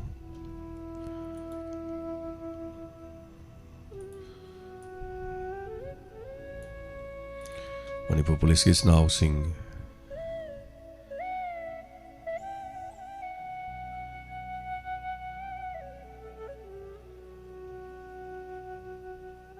Hello? Hello? Hello. Kai somta hajage sir. Minga lay phong ihana namta khangjage. Bimola uyumpo. Tapiu kari happening ba? ꯑꯩꯈꯣꯏꯒꯤ ꯀꯩꯅꯣꯒꯤ ꯑꯋꯥ ꯑꯅꯥ ꯇꯥꯔꯕꯁꯤꯡꯒꯤ ꯀꯩꯅꯣ ꯄꯩꯁꯥ ꯀꯥꯞꯄꯁꯦ ꯑꯩꯉꯣꯟꯗ ꯃꯃꯥꯡꯗ ꯀꯥꯞꯈꯤꯕꯒꯤ ꯖꯤꯄꯤ ꯅꯝꯕꯔ ꯑꯃ ꯂꯩꯖꯩꯑꯕ ꯁꯤꯁꯦ ꯑꯝꯇ ꯍꯥꯏꯖꯔꯛꯀꯦ ꯆꯨꯝꯕ꯭ꯔꯥ ꯑꯝꯇ ꯌꯦꯡꯕꯤꯌꯣꯕ ꯍꯥꯏꯕꯤꯌꯨ 08 ꯅ ꯂꯣꯏꯕꯗꯣ 9366 ꯂꯥꯜꯂꯦ ꯑꯗꯨ ꯑꯩꯈꯣꯏ ꯅꯝꯕꯔ ꯅꯠꯇꯦ ꯑꯥꯎ ꯑꯗꯨꯗꯤ ꯃꯤ ꯑꯇꯣꯞꯄꯒꯤ ꯅꯝꯕꯔ ꯀꯨꯏꯅ ꯑꯩꯁꯦ ꯅꯥꯗꯅ ꯇꯨꯁꯟꯕꯗ ꯊꯕꯛ ꯏꯁꯟꯗꯅ ꯇꯧꯔꯨꯕ ꯊꯥ 5-6ꯁꯦ ꯀꯩꯅꯣ ꯇꯧꯔꯨꯕ ꯑꯗꯩꯗ ꯍꯧꯖꯤꯛꯇꯤ ꯈꯔ ꯐꯕꯤꯔꯕ꯭ꯔꯣ ꯍꯧꯖꯤꯛꯇꯤ ꯈꯔ ꯐꯕꯤꯔꯕ꯭ꯔꯣ ꯍꯧꯖꯤꯛꯇꯤ ꯐꯔꯦ ꯑꯗꯣ ꯑꯋꯥ ꯑꯅꯥꯗꯣ ꯈꯤꯇꯪ ꯃꯇꯦꯡ ꯉꯝꯕ ꯀꯥꯟꯗ ꯄꯥꯡꯖꯔꯛꯀꯦ ꯈꯟꯕ ꯑꯗꯨꯒꯤ ꯇꯧꯖꯔꯛꯄꯅꯤ ꯑꯗꯒꯤ ꯑꯩꯈꯣꯏꯒꯤ ꯍꯧꯖꯤꯛ ꯏꯁꯄꯦꯛꯇꯔ ꯇꯌꯥꯏꯒꯤ ꯄꯥꯔꯤ ꯑꯃꯗꯤ ꯕꯦꯕꯤꯒꯤ ꯁꯦꯔꯦꯟꯗꯣ ꯍꯣꯏ ꯑꯁ ꯌꯥꯝ ꯅꯨꯡꯉꯥꯏꯖꯩ ꯅꯨꯡꯉꯥꯏꯕꯗ ꯅꯠꯇꯅ ꯇꯥꯕ ꯑꯩꯈꯣꯏꯒꯤ ꯊꯃꯣꯏꯗꯁꯨ ꯀꯔꯤ ꯍꯥꯏꯇꯥꯔꯦ ꯑꯋꯥꯕ ꯑꯃꯗꯤ ꯊꯃꯣꯏꯁꯤ ꯌꯥꯝꯅ ꯋꯥꯕ ꯐꯥꯎꯋꯤ ꯍꯣꯏ ꯑꯗꯣ ꯅꯍꯥꯟꯃꯈꯩꯗꯤ ꯃꯤꯅ ꯁꯨꯝ ꯃꯌꯥꯝꯅ ꯊꯥꯒꯠꯅꯕꯗꯣ ꯑꯩꯅ ꯈꯜꯂꯦ ꯑꯁ ꯀꯔꯤꯅꯣ ꯅꯨꯡꯉꯥꯏꯔꯒꯁꯨ ꯊꯥꯒꯠꯅꯩꯅꯦ ꯑꯅ ꯈꯜꯂꯝꯃꯦꯕꯀꯣ ꯑꯗꯨ ꯉꯁꯤꯗꯤ ꯄꯥꯔꯤ ꯑꯃꯁꯨꯡ ꯕꯦꯕꯤꯒꯤ ꯋꯥꯔꯤꯁꯤ ꯇꯥꯔꯨꯕꯗꯒꯤ ꯋꯥꯈꯜꯁꯤꯗ ꯑꯃꯗꯤ ꯐꯥꯎꯔꯛꯏ ꯑꯣ ꯁꯤꯃꯛꯅꯅꯤ ꯑꯉꯛꯄꯅꯤꯀꯣ ꯁꯥꯔꯁꯦꯅ ꯑꯩꯅ ꯈꯜꯂꯦ ꯍꯥꯏꯕ ꯅꯨꯡꯗꯤ ꯌꯥꯝ ꯅꯨꯡꯉꯥꯏꯖꯩ ꯑꯗꯨꯕꯨ ꯑꯁ ꯊꯃꯣꯏꯗꯗꯤ ꯑꯋꯥꯕ ꯐꯥꯎ ꯄꯨꯟꯁꯤꯗ ꯊꯣꯛꯏ ꯊꯧꯗꯣꯛ ꯋꯥꯊꯣꯛ ꯀꯌꯥ ꯃꯃꯥꯒ ꯃꯆꯥꯒ ꯂꯩꯅꯕ ꯃꯔꯤ ꯑꯗꯒꯤ ꯍꯣꯏ ꯏꯃꯨꯡ ꯃꯅꯨꯡꯗ ꯊꯣꯛꯄ ꯊꯧꯗꯣꯛ ꯍꯥꯏꯕ ꯇꯥꯏ ꯅꯨꯡꯁꯤꯕ ꯍꯥꯏꯕꯁꯤꯗꯕꯨ ꯅꯨꯄꯥꯗꯨꯅ ꯆꯍꯤꯗꯨ 90 ꯁꯨꯔꯁꯨ ꯏꯟꯈꯠꯂꯛꯂꯤꯕ ꯆꯍꯤ 19-20 ꯁꯨꯕ ꯑꯃꯒ ꯅꯨꯡꯁꯤꯅꯕꯗ ꯑꯩ ꯅꯪ ꯅꯨꯡꯁꯤꯍꯦ ꯑꯩ ꯅꯪ ꯄꯥꯝꯃꯤꯍꯦ ꯍꯥꯏꯔꯒ ꯌꯥꯝ ꯐꯔꯦꯅꯦ ꯑꯩꯁꯨ ꯅꯪ ꯄꯥꯝꯃꯤꯅꯦ ꯍꯥꯏꯔ ꯅꯨꯡꯁꯤꯅꯕꯗꯣ ꯑꯗꯨ ꯅꯠꯇꯕ ꯀꯣꯏꯊꯣꯛꯑꯒ ꯋꯥꯔꯤ ꯑꯃ ꯆꯠꯂꯀꯥꯟꯗ ꯏꯃꯣꯁꯟ ꯑꯃ ꯁꯥꯒꯠꯍꯜꯂꯀꯥꯟꯗ ꯅꯨꯡꯁꯤꯕ ꯍꯥꯏꯕꯗꯣ ꯃꯁꯥꯅ ꯑꯗꯨꯝ ꯇꯥꯔꯛꯄꯩ ꯋꯥꯅꯤ ꯃꯁꯥ ꯃꯁꯥꯗ ꯍꯥꯏꯕ ꯇꯥꯏ ꯅꯨꯡꯁꯤꯕ ꯍꯥꯏꯕꯁꯦ ꯅꯝꯗꯅ ꯅꯨꯡꯁꯤꯕ ꯅꯠꯇꯦ ꯑꯗꯨ ꯃꯌꯥꯝꯅ ꯁꯨꯝ ꯇꯥꯕ ꯀꯥꯟꯗ ꯄꯥꯈꯪ ꯂꯩꯁꯥꯕꯤꯒꯤ ꯍꯥꯞꯆꯜꯂꯦ ꯃꯁꯦ ꯑꯩꯈꯣꯏꯒꯤ ꯅꯨꯡꯉꯥꯏꯇꯕ ꯈꯟꯈꯤꯅꯤ ꯍꯥꯏꯕꯒꯤ ꯑꯩꯅ ꯋꯥꯕꯁꯨ ꯂꯩ ꯇꯧꯕꯗꯗꯤ ꯋꯥꯔꯤꯅ ꯑꯗꯨꯝ ꯄꯨꯖꯔꯛꯄꯅꯤ ꯀꯥ ꯍꯦꯟꯅ ꯅꯨꯡꯁꯤ ꯅꯨꯡꯉꯣꯟ ꯍꯥꯏꯅꯗꯅ ꯄ꯭ꯔꯃꯥꯟ ꯇꯧꯗꯅ ꯀꯦꯅꯗꯅ ꯂꯩꯕ ꯅꯠꯇꯦ ꯅꯨꯡꯁꯤꯕꯗꯨ ꯃꯁꯥꯅ ꯑꯗꯨꯝ ꯇꯥꯍꯟꯖꯔꯛꯄꯅꯤ ꯌꯥꯝꯅ ꯀꯥ ꯍꯦꯟꯅ ꯅꯨꯡꯁꯤ ꯅꯨꯡꯉꯣꯟꯗ ꯎꯠꯆꯗꯦꯕ ꯅꯨꯡꯁꯤꯕꯗꯨ ꯑꯣꯏꯔꯛꯅꯕꯒꯤ ꯍꯣꯠꯅꯕꯗ ꯃꯔꯛꯇꯨꯗ ꯂꯥꯛꯏꯕ ꯂꯝꯕꯤꯗꯣ ꯅꯨꯡꯁꯤꯔꯛꯅꯕꯒꯤ ꯌꯥꯕꯒꯤ ꯂꯝꯕꯤ ꯑꯃꯈꯛ ꯁꯥꯒꯠꯇꯅ episode 4 ꯁꯨꯈ꯭ꯔꯦ ꯑꯗꯣ ꯃꯔꯛꯁꯤꯗ ꯍꯧꯖꯤꯛ ꯀꯔꯤ ꯂꯥꯛꯀꯗꯒꯦ ꯍꯥꯏꯕ ꯋꯥꯐꯝꯗꯨꯅꯤ ꯏꯚꯟ ꯏꯁꯩꯒ ꯉꯪꯉ ꯂꯥꯛꯄꯗ ꯃꯃꯥꯅꯒ ꯏꯁꯧ ꯂꯥꯡꯕ ꯉꯔꯥꯡꯒꯤ ꯇꯥꯡꯀꯛ ꯍꯥꯏꯕ ꯇꯥꯔꯦꯀꯣ ꯁꯣ ꯊꯥꯒꯠꯆꯔꯤ ꯑꯇꯩ ꯀꯔꯤ ꯆꯦꯊꯕ ꯂꯩꯕꯤꯔꯤ ꯍꯥꯏꯕꯤꯅꯤꯡꯕ ꯁꯤꯅ ꯂꯣꯏꯕꯤꯔꯕ꯭ꯔꯥ ꯑꯇꯩ ꯀꯔꯤ ꯍꯥꯏꯕꯤꯅꯤꯡꯕ ꯃꯇꯨꯡꯗ ꯕꯦꯕꯤ ꯄꯥꯔꯤꯡꯒꯤ ꯕꯦꯕꯤ ꯊꯃꯣꯏꯒꯤ ꯋꯥꯔꯣꯜ ꯈꯔ ꯐꯣꯡꯗꯣꯛꯅꯈ꯭ꯔꯦꯀꯣ ꯍꯣꯏ ꯍꯣꯏ ꯑꯗꯨꯒꯤ ꯃꯇꯨꯡ ꯇꯥꯔꯛꯄꯗ ꯄꯥꯔꯤꯗ ꯑꯋꯥꯕꯁꯦ ꯑꯃꯨꯛ ꯇꯥꯍꯟꯅꯤꯡꯉ ꯍꯥꯏꯖꯒꯦ ꯇꯧ ꯍꯣꯏ ꯍꯣꯏ ꯂꯣꯏꯔꯛꯄꯁꯤꯅꯤ ꯃꯌꯥꯝꯅ ꯌꯥꯝ ꯈꯪꯅꯤꯡꯉꯤꯁꯦ ꯑꯗꯣ ꯉꯁꯤꯁꯨ ꯑꯗꯨꯝ ꯁꯣꯏꯗꯅ ꯇꯥꯕꯤꯁꯤ ꯌꯥꯝ ꯅꯨꯡꯉꯥꯏꯖꯩ ꯍꯥꯏꯕꯤꯔꯛꯄꯀꯣ ꯉꯔꯥꯡꯗꯤ ꯈꯔ ꯊꯦꯡꯈ꯭ꯔꯦ ꯑꯩ ꯉꯔꯥꯡꯗꯤ ꯂꯤꯂꯥꯁꯤ ꯈꯔ ꯉꯟꯒꯗ꯭ꯔꯅ ꯇꯧꯔꯒ ꯂꯤꯂꯥꯁꯤ ꯉꯟꯗꯗꯅ ꯂꯤꯂꯥꯗꯣ ꯍꯜꯂꯛꯑꯀꯥꯟꯗꯗꯤ ꯑꯁ ꯌꯥꯝ ꯋꯥꯏꯑꯦ ꯂꯤꯂꯥ ꯆꯠꯂꯣ ꯍꯜꯂꯛꯑꯀꯥꯟꯗꯀꯣ ꯍꯥꯟꯅꯗꯤ ꯏꯁꯥ ꯈꯔ ꯇꯤꯡ ꯂꯥꯎꯔꯤꯉꯩꯗꯗꯤ ꯈꯔ ꯐꯩꯌꯦꯕ ꯍꯧꯖꯤꯛꯇꯤ ꯏꯁꯥꯁꯨ ꯈꯔ ꯑꯗꯨꯝ ꯅꯨꯡꯉꯥꯏꯇꯕꯅꯦ ꯑꯩꯁꯦ ꯑꯗꯨꯅ ꯑꯁ ꯋꯥꯔꯤꯗꯣ ꯁꯥꯒꯠꯅ ꯍꯣꯠꯅꯕꯗ ꯄꯨꯡ ꯑꯃ ꯑꯗꯨꯝ ꯇꯥꯔꯦ ꯑꯗꯨꯕꯨ ꯅꯨꯡꯁꯤꯕꯤꯗꯅ ꯃꯌꯥꯝ ꯑꯍꯤꯡꯗꯣ ꯄꯨꯡ ꯃꯤ 100,000 ꯍꯦꯟꯅ ꯉꯥꯏ ꯂꯩꯕꯤꯔꯝꯃꯤ ꯌꯥꯝ ꯅꯨꯡꯉꯥꯏꯖꯩ ꯑꯗꯣ ꯑꯌꯨꯛꯇ ꯑꯌꯥꯝꯕ ꯂꯣꯏꯅ ꯇꯥꯕꯤꯕꯅꯤꯅ ꯀꯩꯁꯨ ꯀꯥꯏꯗꯦ ꯅꯣꯡꯃꯒꯤ ꯁꯣꯏꯗꯅꯕ ꯉꯁꯤ ꯎꯠꯂꯧꯗ ꯂꯩꯖꯩ ꯂꯤꯂꯥ ꯑꯗꯣ ꯎꯠꯂꯧꯗ ꯂꯤꯂꯥ ꯂꯩꯕꯅꯤꯅ ꯑꯩ ꯍꯣꯔꯦꯟ ꯍꯜꯂꯛꯄꯗꯁꯨ ꯋꯥꯅꯤ ꯑꯗꯨꯅ ꯑꯩꯒꯤ ꯈꯔ ꯉꯟꯅ ꯍꯥꯏꯇꯥꯔꯦꯀꯣ ꯑꯩ ꯁꯦꯝꯗꯣꯛꯆꯔꯝꯅꯕꯁꯨ ꯑꯩ ꯑꯗꯨꯝ ꯍꯣꯠꯅꯔꯤ ꯁꯣ ꯊꯥꯒꯠꯆꯔꯤ ꯇꯥꯕꯤꯁꯤ ꯃꯌꯥꯝ ꯅꯨꯡꯁꯤꯔꯕ ꯋꯥꯔꯤ ꯑꯃꯈꯛ ꯍꯥꯏꯕ ꯇꯥꯔꯦ ꯅꯨꯄꯤ ꯑꯃꯈꯛ ꯀꯥꯏꯅꯈꯤꯕ ꯑꯗꯨꯁꯨ ꯅꯨꯡꯁꯤ ꯃꯁꯨꯡ ꯂꯥꯡꯒꯤꯗꯃꯛꯇ ꯃꯍꯥꯛ ꯖꯦꯜꯗ ꯂꯩꯔꯨꯔꯕ ꯃꯤ ꯑꯃ ꯑꯗꯨꯒꯤ ꯃꯇꯨꯡꯗꯒꯤ ꯃꯃꯥ ꯃꯄꯥ ꯂꯩꯔꯝꯗ꯭ꯔꯦ ꯃꯥ ꯊꯣꯛꯂꯛꯄ ꯃꯇꯝꯗ ꯑꯗꯨ ꯃꯃꯥ ꯃꯄꯥꯅ ꯊꯝꯃꯝꯕ ꯂꯧ ꯏꯪꯈꯣꯜ ꯈꯔ ꯌꯣꯟꯊꯣꯛꯆꯔꯀꯥꯟꯗ ꯕꯤꯖꯤꯅꯦꯁ ꯇꯧꯔꯀꯥꯟꯗ ꯈꯔ ꯀꯥꯟꯅꯖꯔꯀꯥꯟꯗ ꯃꯥꯒꯤ ꯃꯃꯥꯟꯅꯕꯁꯤꯅ ꯍꯥꯏꯃꯟꯕꯗꯒꯤ ꯈꯨꯡꯒꯪꯗ ꯂꯥꯛꯄꯅꯤ ꯈꯨꯡꯒꯪꯗꯁꯨ ꯃꯥ ꯂꯥꯛꯑꯔꯣꯏꯅ ꯈꯟꯕꯅꯤ ꯃꯔꯝꯗꯤ ꯑꯗꯨꯒꯤ ꯈꯨꯡꯒꯪꯗꯨꯗ ꯂꯥꯛꯄꯗ ꯃꯥꯏ ꯅꯨꯄꯤꯒ ꯀꯥꯏꯅꯈꯤꯕꯅꯤ ꯑꯗꯨꯕꯨ ꯃꯃꯥꯟꯅꯕ ꯃꯨꯅꯥꯟꯅ ꯃꯐꯝ ꯑꯗꯨꯗ ꯄꯨꯔꯒ ꯃꯥꯏ ꯃꯄꯨꯛꯅꯤꯡ ꯑꯣꯟꯅꯅꯕ ꯃꯁꯤ ꯅꯨꯄꯤ ꯑꯃꯇꯪ ꯊꯤꯗ꯭ꯔꯕꯗꯤ ꯌꯥꯔꯣꯏ ꯑꯩ ꯈꯨꯡꯒꯪꯗ ꯂꯥꯛꯑꯒ ꯃꯥꯁꯤ ꯃꯥꯏ ꯅꯨꯄꯤ ꯀꯥꯏꯅꯈꯤꯕꯅꯤ ꯑꯗꯨ ꯑꯣꯏꯔꯗꯤ ꯑꯩ ꯈꯨꯡꯒꯪꯗ ꯂꯥꯛꯑꯒ ꯑꯩ ꯈꯨꯡꯒꯪꯗꯩ ꯅꯨꯄꯤ ꯑꯃꯇꯪ ꯑꯣꯏꯔꯁꯨ ꯂꯧꯔꯗꯤ ꯀꯥꯏꯅ ꯃꯥꯅ ꯈꯟꯖꯕ ꯋꯥꯈꯟꯗꯨꯅꯤꯗ ꯃꯗꯨ ꯑꯣꯏꯔꯛꯅꯕ ꯍꯣꯠꯅꯕꯒꯤ ꯋꯥꯔꯤꯗꯨꯅꯦꯕ ꯁꯥꯒꯠꯆꯔꯤꯁꯦ ꯑꯗꯣ ꯌꯥꯝꯗꯤ ꯆꯝꯕ ꯃꯤ ꯍꯥꯠꯄ ꯌꯥꯎꯗꯕ ꯑꯗꯨꯒ ꯀꯔꯤ ꯍꯥꯏꯕ ꯇꯥꯔꯦ ꯄꯨꯂꯤꯁ ꯊꯅꯥ ꯀꯌꯥꯝ ꯌꯥꯎꯗꯕꯅꯦꯕ ꯑꯗꯣ ꯂꯣꯏꯁꯤꯜꯂꯛꯄꯗ ꯌꯥꯎꯔꯛꯀꯗꯣꯔꯤꯕ꯭ꯔꯥ ꯌꯥꯎꯔꯣꯏꯗꯣꯔꯤꯕ꯭ꯔꯥ ꯑꯗꯨꯒ ꯌꯦꯡꯃꯤꯟꯅꯔꯁꯤ ꯊꯦꯡꯛ ꯌꯨ ꯁꯣ ꯃꯆ ꯊꯥꯒꯠꯆꯔꯤ ꯈꯤꯇꯪ ꯋꯥꯔꯤꯁꯤꯗꯩ ꯈꯤꯇꯪ ꯊꯩꯗꯣꯛꯑꯒ ꯍꯥꯏꯕꯤꯔꯛꯄꯁꯦ ꯑꯗꯣ ꯑꯩꯅ ꯎꯍꯟꯖꯔꯤꯕ ꯁꯦꯟꯗꯣꯛꯍꯟꯖꯔꯤꯁꯦ ꯄꯨꯂꯤꯁꯅ ꯃꯁꯤꯅꯤ ꯑꯩꯈꯣꯏꯒꯤ ꯃꯅꯤꯄꯨꯔ ꯄꯨꯂꯤꯁꯅꯤ ꯇꯤꯝꯅꯅꯤ ꯀꯟꯊꯠꯇꯅ ꯈꯣꯠꯇꯅ ꯍꯣꯠꯅꯔꯤꯁꯦ ꯀꯌꯥꯃꯨꯛ ꯌꯥꯝꯅ ꯀꯟꯊꯠꯂꯒ ꯌꯥꯒꯗꯧꯔꯤꯒꯦꯕ ꯃꯐꯝ ꯑꯗꯨꯗ ꯂꯩꯕ ꯄ꯭ꯔꯖꯥꯁꯤꯡ ꯑꯗꯨꯒ ꯑꯇꯩ ꯑꯇꯩ ꯚꯤꯂꯦꯖ ꯆꯤꯞꯁꯤꯡꯅ ꯌꯥꯎꯁꯜꯂꯛꯇ꯭ꯔꯗꯤ ꯊꯕꯛꯁꯤ ꯌꯥꯔꯣꯏꯗꯧꯔꯤꯕ ꯍꯜꯂꯣ ꯃꯤꯡ ꯑꯃꯗ ꯂꯩꯐꯝ ꯍꯥꯏꯕꯤꯁꯤ ꯍꯜꯂꯣ ꯍꯜꯂꯣ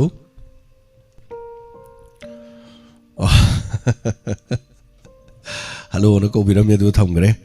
ꯊꯥꯒꯠꯆꯔꯤ ꯌꯥꯝ ꯅꯨꯡꯉꯥꯏꯖꯩ ꯍꯜꯂꯣ ꯍꯜꯂꯣ ꯁꯥꯔ ꯑꯩ ꯅꯥꯎꯔꯦꯝꯊꯣꯡꯗꯒꯤ ꯏꯕꯦꯆꯥ ꯍꯥꯏꯕꯤꯌꯨ ꯀꯔꯤ ꯁꯥꯔ ꯍꯥꯏꯕꯤꯅꯤꯡꯉꯤ ꯁꯥꯔ ꯑꯩ ꯉꯁꯤ ꯄꯨꯟꯁꯤꯒꯤ ꯑꯍꯥꯟꯕꯅꯦ ꯇꯧꯖꯔꯛꯄ ꯁꯥꯔ ꯌꯥꯝ ꯅꯨꯡꯉꯥꯏꯖꯩ ꯄꯨꯟꯁꯤꯒꯤ ꯑꯍꯥꯟꯕ ꯁꯥꯔꯒꯤ ꯄꯨꯛꯅꯤꯡꯒꯤ ꯋꯥꯔꯣꯜ ꯑꯗꯒꯤ ꯏꯁꯄꯤꯛꯇ ꯌꯥꯝ ꯅꯨꯡꯉꯥꯏꯅ ꯇꯥꯖꯩꯌꯦ ꯁꯥꯔ ꯁꯥꯔ ꯑꯩ ꯀꯩꯅꯣꯝꯇꯪ ꯍꯥꯏꯖꯒꯦ ꯑꯩꯈꯣꯏ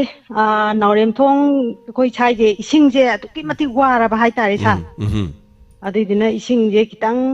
ꯑꯩꯈꯣꯏ ꯃꯔꯤ ꯂꯩꯅꯕꯅ ꯇꯥꯕꯤꯔꯒꯗꯤꯏꯁꯤꯡꯁꯦ खितंग थाबीरगदी नुंगाइनी हाइजनिंगे सार अदुगा इसिंगजे अखोइगी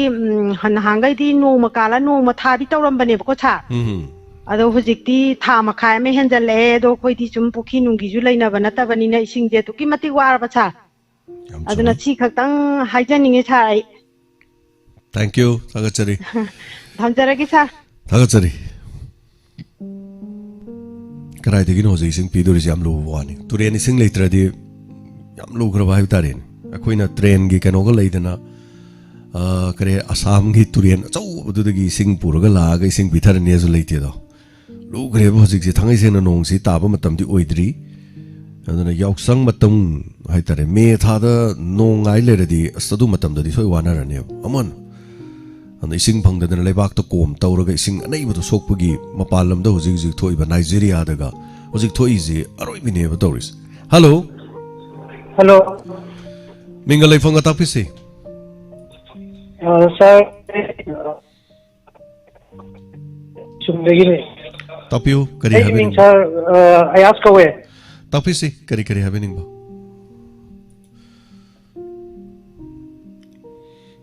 Sinau tazari habiu tabidrabra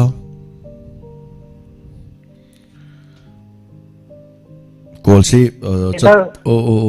habiu health insurance yawi do hoi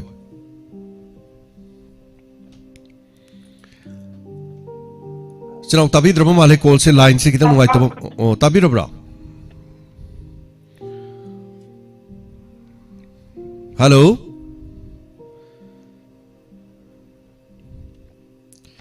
Sinau aina haibasi tabiragadi number sida dum WhatsApp tawbiro health insurance ki matang na khangbining baleradi ai boss message ta loi thajarake health insurance karino health insurance na kana basi kari benefit lei aduga kari kamai tawge do adu matang dai hajarake sigi number sida WhatsApp lai bene adu chinau nok tawriba call si network no oiba tai tat ta da bai batare adu amana tawbira su yani thagachari health insurance se mayam health insurance obigadamni health insurance ngamna bohna bigadabani aingon da yaw haibai wana te ko aingon na trasum yawiu manipur health insurance ki scheme yam lei bank khodik mak health insurance scheme lei mayam da khwai phaba ma khanbiu nungai ba sel yam thang da ba yam phangba cashless oiba kodak ta all india loina chatna ba yaba hello mingal lai phanga tapisi sai thabile raktagi ma bino taram lokchari ma bino kari wafam happening ba Isagi thauramje yam nungai na haige tawbanida yam nungai je ma Isagi thauramda mai pima yo pak na yan ana tawbodo thaban jomogi do no sire na ide adumai to ba mafam leirim ni manipur de mai pima yam leirim ne khoi gi adumai to ba mafam leirim ne ba angapani ado kanogi isagi khoigi paisa kapagi number do adu da kapiro amda khagjage hoi ima gi number sida message thagra adum tharage ko number do hoi aina kana tawbu kanda adum khara kapjarake ba fani ma yam nuai jai khoina ne mayam dai tawri se tai gi kai mo gi na te ma khoi si punjana bani khoina tawri se aduga madu mayam du khoi loina mak hai tare ko kari hai dui no hingmina bagi wakhalon da ne ba chachari se ima khoi option bi rak yam nungai aduga halaman ngaktani ayam ba na hasu yam yauri halaman sing ima pa gum laba khorai ton mayam yauri yam nungai jai ma thorom saru ga bi rak pasigi dama ngasi thokiba accident kiran yam nungai te ngasi thobal haukagi accident do yam nungai te ayuk ta ngarang gi amuk chorchan phoda thokiba accident gi nungai ta honari ngai damo thobal khoi se hauka damo accident ama gi amuk thoi ban ama da thomjan bagi hello sir ai wabagai kada chutagi menong namarakoni taram lok chari madam takpiu kari wafam haibining ba aina hajaning badi koigi mayai lambi gi oina bazarom de haidarapda samurok dagi haure ba mate khara koigi sorok se aduki mati ko kaithaba yam aitaba mafam je yaure sede khudong thinga haba se amaga thaina bada gari ani makse khudong yam thi daure ba thi ba jodum yauri ne ba huji se adu loina bakti nate mate khara gi mate adu do khara thuna amtang repairing toksan bibana phagani na khali habedi mayama ma kaithara kanda tawdudi pasha jam changani tawidi bicingna aduna hujiki khaji tawri ngai matam ꯖꯤꯗ ꯈꯔ ꯊꯨꯅ ꯑꯃꯨꯛꯇꯪ repairing ꯇꯧꯕꯤꯔꯒꯗꯤ ꯐꯒꯅꯤ ꯍꯥꯏꯖꯅꯤꯡꯉꯤ ꯑꯗꯨꯒ ꯀꯩꯅꯣꯒꯤ ꯅꯥꯎꯔꯦꯝ ꯖꯤꯇꯦꯟ ꯀꯨꯃꯥꯔꯒꯤ ꯑꯅꯥꯕꯒꯤꯁꯨ ꯑꯩ ꯃꯇꯦꯡ ꯈꯔ ꯑꯗꯨꯝ ꯌꯥꯝꯗ꯭ꯔꯁꯨ ꯍꯥꯞꯆꯔꯛꯀꯅꯤ ꯑꯗꯨꯒ ꯑꯩꯈꯣꯏꯒꯤ ꯑꯩꯅ ꯃꯤ ꯚꯥꯞ ꯇꯥꯗꯕ ꯃꯌꯥꯝ ꯍꯥꯏꯕꯗꯤ ꯑꯩꯁꯨ ꯚꯥꯞ ꯌꯥꯝ ꯇꯥꯏ ꯍꯥꯏꯕꯗꯤ ꯅꯠꯇꯦ ꯑꯩꯈꯣꯏꯒꯤ ꯀꯩꯊꯦꯜꯒꯤ ꯑꯀꯣꯏꯕꯁꯤꯗ ꯀ꯭ꯋꯥ ꯆꯥꯔꯒꯅꯦ ꯀ꯭ꯋꯥꯁꯤ ꯃꯍꯤꯁꯨ ꯇꯣꯛ ꯑꯊꯣꯛꯄ ꯁꯣꯔꯣꯛꯇ ꯑꯣꯏꯔꯣ ꯍꯦꯛꯇ ꯂꯣꯏꯔꯦꯕ ꯍꯧꯖꯤꯛꯇꯤ ꯃꯍꯤꯌꯣ ꯑꯗꯨꯛꯀꯤ ꯃꯇꯤꯛ ꯑꯩꯗꯤ ꯈꯣꯏꯗꯧ ꯁꯧꯒꯠꯂꯦꯕ ꯑꯩꯈꯣꯏ ꯍꯥꯏꯅ ꯀ꯭ꯋꯥꯗꯨ ꯆꯥꯔꯣ ꯌꯥꯔꯤ ꯃꯁꯤꯅ ꯀꯩꯅꯣ ꯇꯧ ꯃꯍꯤꯗꯣ ꯑꯣꯠꯊꯣꯛꯄꯤꯔꯒ ꯃꯈꯣꯡꯅ ꯈꯨꯡꯒꯣꯝꯅ ꯅꯩꯊꯠꯄꯤꯔꯝꯃꯣꯕꯀꯣ ꯑꯗꯨ ꯁꯨꯡꯅ ꯅꯠꯇꯦꯕ ꯍꯧꯖꯤꯛꯁꯦ ꯃꯥꯅ ꯑꯄꯥꯝꯕꯗꯨ ꯍꯣꯔꯣꯏ ꯃꯇꯥꯒꯨꯝ ꯏꯃꯥꯡꯗꯁꯨ ꯑꯗꯨꯝ ꯇꯧꯕ ꯌꯥꯎꯔꯦ ꯑꯗꯣ ꯑꯩꯈꯣꯏꯗꯗꯤ ꯌꯥꯝꯅ ꯑꯋꯥꯕ ꯌꯥꯝ ꯍꯩꯅꯗꯕꯗꯨ ꯑꯣꯏꯔꯦ ꯁꯤꯒꯨꯝꯕꯁꯤꯡꯁꯦ ꯌꯥꯎꯔꯒꯁꯨ ꯚꯥꯞ ꯈꯔ ꯁꯤ ꯇꯥꯕꯤꯔꯒ ꯗꯥꯏꯃꯟ ꯇꯤꯚꯤꯕꯨ ꯇꯥꯕꯤꯔꯤꯕꯁꯤꯡꯅ ꯑꯗꯨ ꯌꯥꯎꯕꯤꯔꯒꯗꯤ ꯈꯔ ꯐꯥꯕꯤꯌꯨ ꯍꯥꯏꯕꯁꯤ ꯍꯥꯏꯔꯒ ꯑꯩ ꯊꯝꯖꯔꯒꯦ ꯁꯥꯔ ꯊꯥꯒꯠꯆꯔꯤ ꯍꯥꯏꯕꯤꯔꯛꯄ ꯀ꯭ꯋꯥ ꯆꯥꯕ ꯑꯁꯤꯒꯤ ꯀ꯭ꯋꯥꯕꯨ ꯆꯥꯔꯗꯤ ꯃꯍꯤ 2-3ꯂꯛꯇꯤ ꯑꯗꯨꯝ ꯑꯣꯠꯊꯣꯛꯑꯗꯣꯏꯅꯤ ꯀꯥꯡꯒꯨ ꯑꯃꯗꯤ ꯆꯥꯔꯒ ꯑꯗꯨꯝ ꯑꯣꯠꯊꯣꯛꯄꯁꯦ ꯁꯨꯡꯂꯣꯏ ꯍꯦꯛ ꯂꯣꯏꯗ꯭ꯔꯤꯕ ꯑꯗꯨꯝ ꯑꯣꯠꯊꯣꯛꯄ ꯑꯗꯨꯝ ꯌꯥꯎꯏ ꯌꯥꯝ ꯁꯦꯡꯅ ꯍꯥꯏꯔꯗꯤ ꯃꯤ ꯑꯃꯒꯤ ꯃꯃꯥꯡꯗ ꯑꯩꯈꯣꯏ ꯋꯥꯔꯤ ꯁꯥꯟꯅꯔꯒ ꯅꯠꯇ꯭ꯔꯒ ꯃꯤ ꯃꯃꯥꯡꯗ ꯂꯦꯞꯄꯗꯤ ꯑꯩꯈꯣꯏ ꯆꯤꯟꯗꯒꯤ ꯇꯤꯟ ꯐꯥꯎꯕ ꯁꯤꯠꯇꯣꯛꯅꯗꯦꯕ ꯃꯁꯤ ꯏꯀꯥꯏꯕ ꯋꯥꯐꯝꯅꯦꯕ ꯍꯛꯆꯥꯡꯗꯒꯤ ꯐꯠꯇꯕ ꯑꯃ ꯂꯧꯊꯣꯛꯄ ꯐꯠꯇꯕ ꯊꯥꯗꯣꯛꯄ ꯃꯇꯝꯗ ꯑꯩꯈꯣꯏ ꯃꯤ ꯎꯍꯟꯅꯗꯦꯕ ꯑꯗꯨ ꯑꯣꯏꯇꯥꯔꯒꯗꯤ ꯀ꯭ꯋꯥ ꯆꯥꯔꯤꯕ ꯃꯥꯅ ꯑꯣꯠꯊꯣꯔꯛꯏꯗꯨꯁꯨ ꯐꯠꯇꯕꯅꯦ ꯐꯠꯇꯕꯗꯨꯁꯨ ꯃꯤ ꯎꯗꯕ ꯃꯐꯝ ꯑꯗꯨꯒ ꯔꯥꯏꯠ ꯄ꯭लेꯁ ꯃꯐꯝ ꯑꯃꯗ ꯇꯧꯒꯗꯕꯅꯦ ꯑꯩꯈꯣꯏꯗꯤ ꯍꯣꯁꯄꯤꯇꯥꯜꯗ ꯀꯥꯏꯗꯤ ꯑꯩꯈꯣꯏꯅ ꯑꯉꯥꯡ ꯑꯣꯏꯔꯤꯉꯩꯗ ꯔꯤꯝꯁꯇ ꯍꯧꯖꯤꯛꯀꯥꯏꯗꯤꯀꯣ ꯌꯥꯝ ꯆꯦꯟꯖ ꯂꯥꯛꯈ꯭ꯔꯦ 1987-88ꯇ ꯑꯩ ꯏꯃꯥ ꯀꯤꯗꯅꯤꯒꯤ ꯅꯥꯝꯃ ꯂꯧꯊꯣꯛꯑꯦꯕ ꯑꯗ ꯑꯉꯥꯡ ꯑꯣꯏꯅ ꯆꯠꯂ ꯀ꯭ꯂꯥꯁ 5 ꯀꯥꯗ ꯉꯥꯏꯔꯤ ꯑꯗꯩꯗ ꯑꯩꯈꯣꯏ ꯏꯄꯨ ꯑꯃꯅ ꯈꯨꯠ ꯁꯝꯃꯒ ꯔꯤꯝꯁꯇ ꯄꯨꯏ ꯏꯃꯥ ꯎꯅꯅꯕ ꯔꯤꯝꯁꯀꯤ ꯐꯛꯂꯥꯡꯁꯤꯡꯗꯣ ꯑꯩꯅ ꯀ꯭ꯂꯥꯁ 5 ꯀꯥꯀꯥꯟꯗ ꯎꯈꯤꯕꯗꯣ ꯍꯥꯏꯇꯥꯔꯦ ꯑꯁ ꯂꯣꯏꯖꯥꯅꯤ ꯉꯥꯛꯁꯪ ꯉꯥꯡꯉꯒ ꯍꯦꯛꯇ ꯀ꯭ꯋꯥꯒꯤ ꯀ꯭ꯋꯥꯗꯥꯡꯁꯤꯅꯅꯦ ꯑꯔꯣꯏꯕꯤꯅꯤ ꯄꯨꯔꯥ ꯑꯔꯣꯏꯕꯤꯗꯣ ꯑꯗꯨꯅ ꯃꯗꯨ ꯑꯩꯈꯣꯏ ꯖꯦꯅꯤꯝꯁꯇ ꯀꯥꯏꯁꯨ ꯈꯔ ꯐꯖꯅ ꯖꯦꯅꯤꯝꯁꯁꯦ ꯁꯦꯝꯒꯠ ꯁꯥꯒꯠꯂꯤꯁꯤ ꯑꯩꯈꯣꯏꯒꯤ ꯑꯅꯥꯕ ꯂꯥꯏꯁꯤꯡ ꯑꯣꯠꯁꯟꯕꯤꯗꯅꯕ ꯈꯔ ꯇꯩꯕꯒ ꯑꯗꯨꯝ ꯌꯥꯎꯔꯝꯃꯦ ꯑꯣꯟꯊꯣꯛꯅ ꯆꯥꯎꯈꯠꯈꯤꯗ꯭ꯔꯖꯥꯅꯤ ꯉꯁꯥꯏꯁꯨ ꯑꯗꯨꯝ ꯍꯥꯏꯕꯤꯈ꯭ꯔꯦꯀꯣ ꯑꯗꯣ ꯃꯤ ꯑꯃ ꯆꯥꯎꯈꯠꯄ ꯍꯥꯏꯁꯦ ꯃꯤꯒꯤ ꯂꯝꯗꯨ ꯅꯠꯇꯕ ꯃꯤꯒꯤ ꯋꯥꯈꯜ ꯑꯃꯗꯤ ꯃꯥꯒꯤ ꯈꯣꯡꯊꯥꯡ ꯐꯤꯔꯦꯞꯇꯨꯒꯤ ꯋꯥꯅꯤꯗ ꯑꯆꯨꯝꯕꯅꯤ ꯍꯥꯏꯕꯤꯕꯗꯣ ꯌꯥꯝ ꯐꯖꯩ ꯑꯗꯨꯕꯨ ꯑꯗꯣꯝꯅ ꯍꯥꯏꯕꯤꯔꯤꯕꯅꯤꯅ ꯑꯗꯣꯝꯗꯤ ꯇꯧꯔꯔꯣꯏ ꯑꯗꯨꯕꯨ ꯑꯗꯣꯝꯅ ꯍꯥꯏꯔꯛꯏꯁꯦ ꯇꯧꯕꯤꯔꯤꯕꯁꯤꯡꯅ ꯇꯥꯔꯀꯥꯟꯗ ꯃꯥꯒꯤ ꯃꯦꯟꯇꯦꯂꯤꯇꯤꯗꯣ ꯍꯣꯡꯗꯣꯛꯅꯕꯒꯤ ꯍꯥꯏꯇꯥꯔꯦ ꯍꯧꯖꯤꯛꯇꯤ ꯀꯩꯗꯧꯒꯦꯕ ꯑꯩꯈꯣꯏꯁꯨ ꯒꯥꯔꯤ ꯇꯣꯡꯀꯥꯟꯗ ꯀꯥꯔ ꯃꯅꯨꯡꯗ ꯀꯩꯅꯣꯝ ꯆꯥꯕꯁꯦ ꯃꯀꯨꯁꯨ ꯃꯥꯏ ꯂꯪꯊꯣꯛꯀꯦ ꯑꯗꯨꯁꯨ ꯄꯜꯂꯦꯕ ꯍꯧꯖꯤꯛꯀꯥꯟꯗꯤ ꯍꯩꯁꯅ ꯑꯗꯨ ꯒꯥꯔꯤꯒꯤ ꯃꯅꯨꯡꯗ ꯍꯥꯞꯄ ꯊꯝꯃꯦꯕ ꯍꯣꯔꯦꯟ ꯀꯣꯟꯅ ꯂꯧꯊꯣꯛꯑꯦ ꯍꯥꯏꯇꯥꯔꯦ ꯊꯥꯒꯠꯆꯔꯤ ꯃꯊꯪꯒꯤ ꯀꯣꯂꯔ ꯑꯃ ꯂꯧꯈꯠꯆꯒꯦ ꯑꯗꯨꯒ ꯀꯣꯂꯔꯁꯤ ꯂꯧꯈꯠꯆꯔꯤꯉꯩꯗ ꯏꯁꯤꯡ ꯐꯪꯗꯕꯒꯤ ꯍꯥꯏꯇꯥꯔꯦ ꯅꯥꯏꯖꯔꯤꯌꯥꯗ ꯑꯣꯏꯔꯤꯁꯦ ꯑꯩ ꯁꯤꯟꯗ ꯍꯥꯏꯐꯦꯠ ꯎꯍꯟꯖꯔꯛꯀꯦ ꯑꯗꯨꯒ ꯃꯌꯥꯝ ꯌꯦꯡꯕꯤꯌꯨ ꯃꯁꯤꯅ ꯏꯁꯤꯡ ꯐꯪꯗ꯭ꯔꯀꯥꯟꯗ ꯏꯁꯤꯡ ꯑꯅꯩꯕꯁꯤ ꯁꯣꯛꯑꯒ ꯃꯁꯤ ꯅꯣꯡ ꯁꯨꯡꯇꯥ ꯇꯥꯗꯗꯅ ꯑꯗꯨꯝ ꯂꯩꯔꯕ ꯏꯀꯪ ꯊꯣꯛꯂꯕ ꯂꯝꯗꯝ ꯑꯃꯅꯤ ꯑꯗꯨꯒ ꯍꯜꯂꯣ ꯃꯤꯡ ꯑꯃꯗ ꯂꯩꯐꯝ ꯍꯥꯏꯕꯤꯁꯤ ꯍꯜꯂꯣ ꯁꯥꯔ ꯑꯩ ꯀꯛꯆꯤꯡꯗꯒꯤ ꯏꯆꯦ ꯕꯂꯥꯅꯤ ꯇꯔꯥꯃꯨꯛꯆꯔꯤ ꯍꯥꯏꯕꯤꯌꯨ ꯑꯩꯗꯤ ꯀꯩꯅꯣ ꯏꯁꯩ ꯁꯛꯅꯁꯤ ꯐꯣꯟꯁꯤ ꯁꯨꯡꯐꯪ ꯍꯦꯛ ꯐꯪꯗ꯭ꯔꯕ ꯀꯃꯥꯏꯅ ꯇꯧꯔꯤꯖꯥꯠꯅꯣ ꯈꯪꯗꯦ ꯁꯥꯔ ꯑꯩꯒꯤꯗꯤ ꯂꯥꯏꯔꯤꯛ ꯆꯥꯇꯨ ꯃꯣꯏꯔꯥꯡꯊꯦꯝ ꯊꯣꯃꯥꯁ ꯍꯥꯏꯅ ꯂꯩꯕꯅꯦꯕ ꯑꯗꯨꯝ ꯇꯥꯖꯕꯅꯦ ꯄ꯭ꯔꯣꯒ꯭ꯔꯥꯝ ꯈꯨꯗꯤꯡꯃꯛ ꯍꯣꯏ ꯍꯣꯏ ꯑꯗꯨꯒ ꯀꯩꯅꯣ ꯑꯩꯈꯣꯏꯒꯤ ꯀꯛꯆꯤꯡꯒꯤ ꯏꯟꯗꯣꯝꯆꯥ ꯃꯦꯝꯕꯣꯏ ꯃꯣꯏꯔꯥꯡꯊꯦꯝꯒꯤ ꯃꯣꯏꯅ ꯑꯗꯒꯤ ꯒꯨꯔꯨꯃꯌꯨꯝ ꯔꯇꯅꯥ ꯈꯨꯟꯌꯥꯏ ꯃꯣꯏꯅꯅꯦ ꯏꯁꯩ ꯐꯖꯅ ꯁꯛꯄꯗꯨ ꯇꯥꯕꯗ ꯑꯩꯁꯨ ꯑꯝꯇꯪ ꯌꯥꯝ ꯁꯛꯅꯤꯡꯕ ꯐꯪ ꯍꯦꯛ ꯐꯪꯗꯕ ꯍꯣꯏ ꯑꯗꯨ ꯀꯃꯥꯏꯅ ꯇꯧꯔ ꯐꯪꯗꯣꯏꯅೋ ꯈꯪꯗꯦ ꯐꯣꯟ ꯇꯧꯕꯒꯤ ꯅꯤꯌꯣꯝ ꯈꯔꯗꯤ ꯂꯩꯕꯅꯤ ꯑꯗꯣ ꯍꯥꯏꯔꯤꯕꯁꯤꯡꯁꯤ ꯈꯤꯇꯪ ꯃꯤꯅ ꯋꯥꯔꯤ ꯁꯥꯟꯅꯔꯤꯉꯩꯗ ꯇꯧꯗꯕ ꯃꯣꯏ ꯏꯁꯩ ꯁꯛꯄꯗꯨ ꯂꯣꯏꯔꯝꯗꯥꯏ ꯑꯗꯥꯏ ꯃꯄꯥꯗ ꯇꯧꯕ ꯑꯗꯨꯁꯨ ꯀꯩꯅꯣꯝ ꯀꯥꯟꯅꯕꯅꯤ ꯈꯔꯗꯤ ꯑꯗꯣ ꯈꯤꯇꯪꯗꯤ ꯂꯨꯔꯦ ꯃꯁꯤ ꯈꯔ ꯐꯣꯟ ꯇꯧꯕ ꯍꯩꯕ ꯑꯃꯗꯤ ꯆꯪꯉꯤ ꯍꯥꯏꯇꯥꯔꯦ ꯌꯥꯝ ꯁꯦꯡꯅ ꯍꯥꯏ ꯀꯥꯟꯗꯀꯣ ꯍꯣꯏ ꯑꯩꯈꯣꯏꯅ 30-40ꯃꯨꯛꯇꯤ ꯃꯦꯠꯄ ꯌꯥꯎꯔꯦꯕꯀꯣ ꯑꯗꯩꯗꯤ ꯍꯦꯟꯅꯗꯤ ꯃꯦꯠꯆꯗꯕ ꯑꯣ ꯈꯔꯗꯤ ꯑꯗꯨꯝ ꯃꯦꯠꯇ ꯌꯥꯗꯕꯅꯤ ꯑꯗꯣ ꯐꯣꯟ ꯃꯦꯠꯂꯤꯉꯩꯗ ꯄ꯭ꯔꯣꯒ꯭राꯝ ꯇꯥꯍꯧꯗꯦꯅꯁꯨ ꯌꯥꯝ ꯌꯥꯎꯏ ꯍꯣꯏ ꯏꯁꯥꯒꯤ ꯄ꯭ꯔꯣꯒ꯭ꯔꯥꯝ ꯃꯌꯥꯝ ꯅꯨꯡꯉꯥꯏꯖꯩ ꯄꯨꯛꯅꯤꯡ ꯋꯥꯈꯜ ꯄꯣꯊꯥꯕ ꯉꯥꯏꯍꯥꯛ ꯇꯧꯐꯝ ꯈꯪꯗꯕꯗ ꯑꯩꯁꯨ ꯗꯨꯀꯥꯟ ꯃꯆꯥ ꯑꯃ ꯐꯝꯖꯕ ꯑꯗꯨꯅ ꯉꯥꯏꯍꯥꯛ ꯍꯥꯡꯉꯀꯥꯟꯗ ꯑꯗꯨꯝ ꯌꯥꯎꯖꯕꯅꯤ ꯐꯅꯤ ꯊꯝꯖꯔꯦ ꯃꯇꯝ ꯁꯥꯡꯅ ꯅꯨꯡꯉꯥꯏꯅ ꯂꯩꯕꯤꯌꯨ ꯊꯦꯡꯛ ꯌꯨ ꯊꯥꯒꯠꯆꯔꯤ ꯍꯥꯏꯕꯤꯔꯛꯄ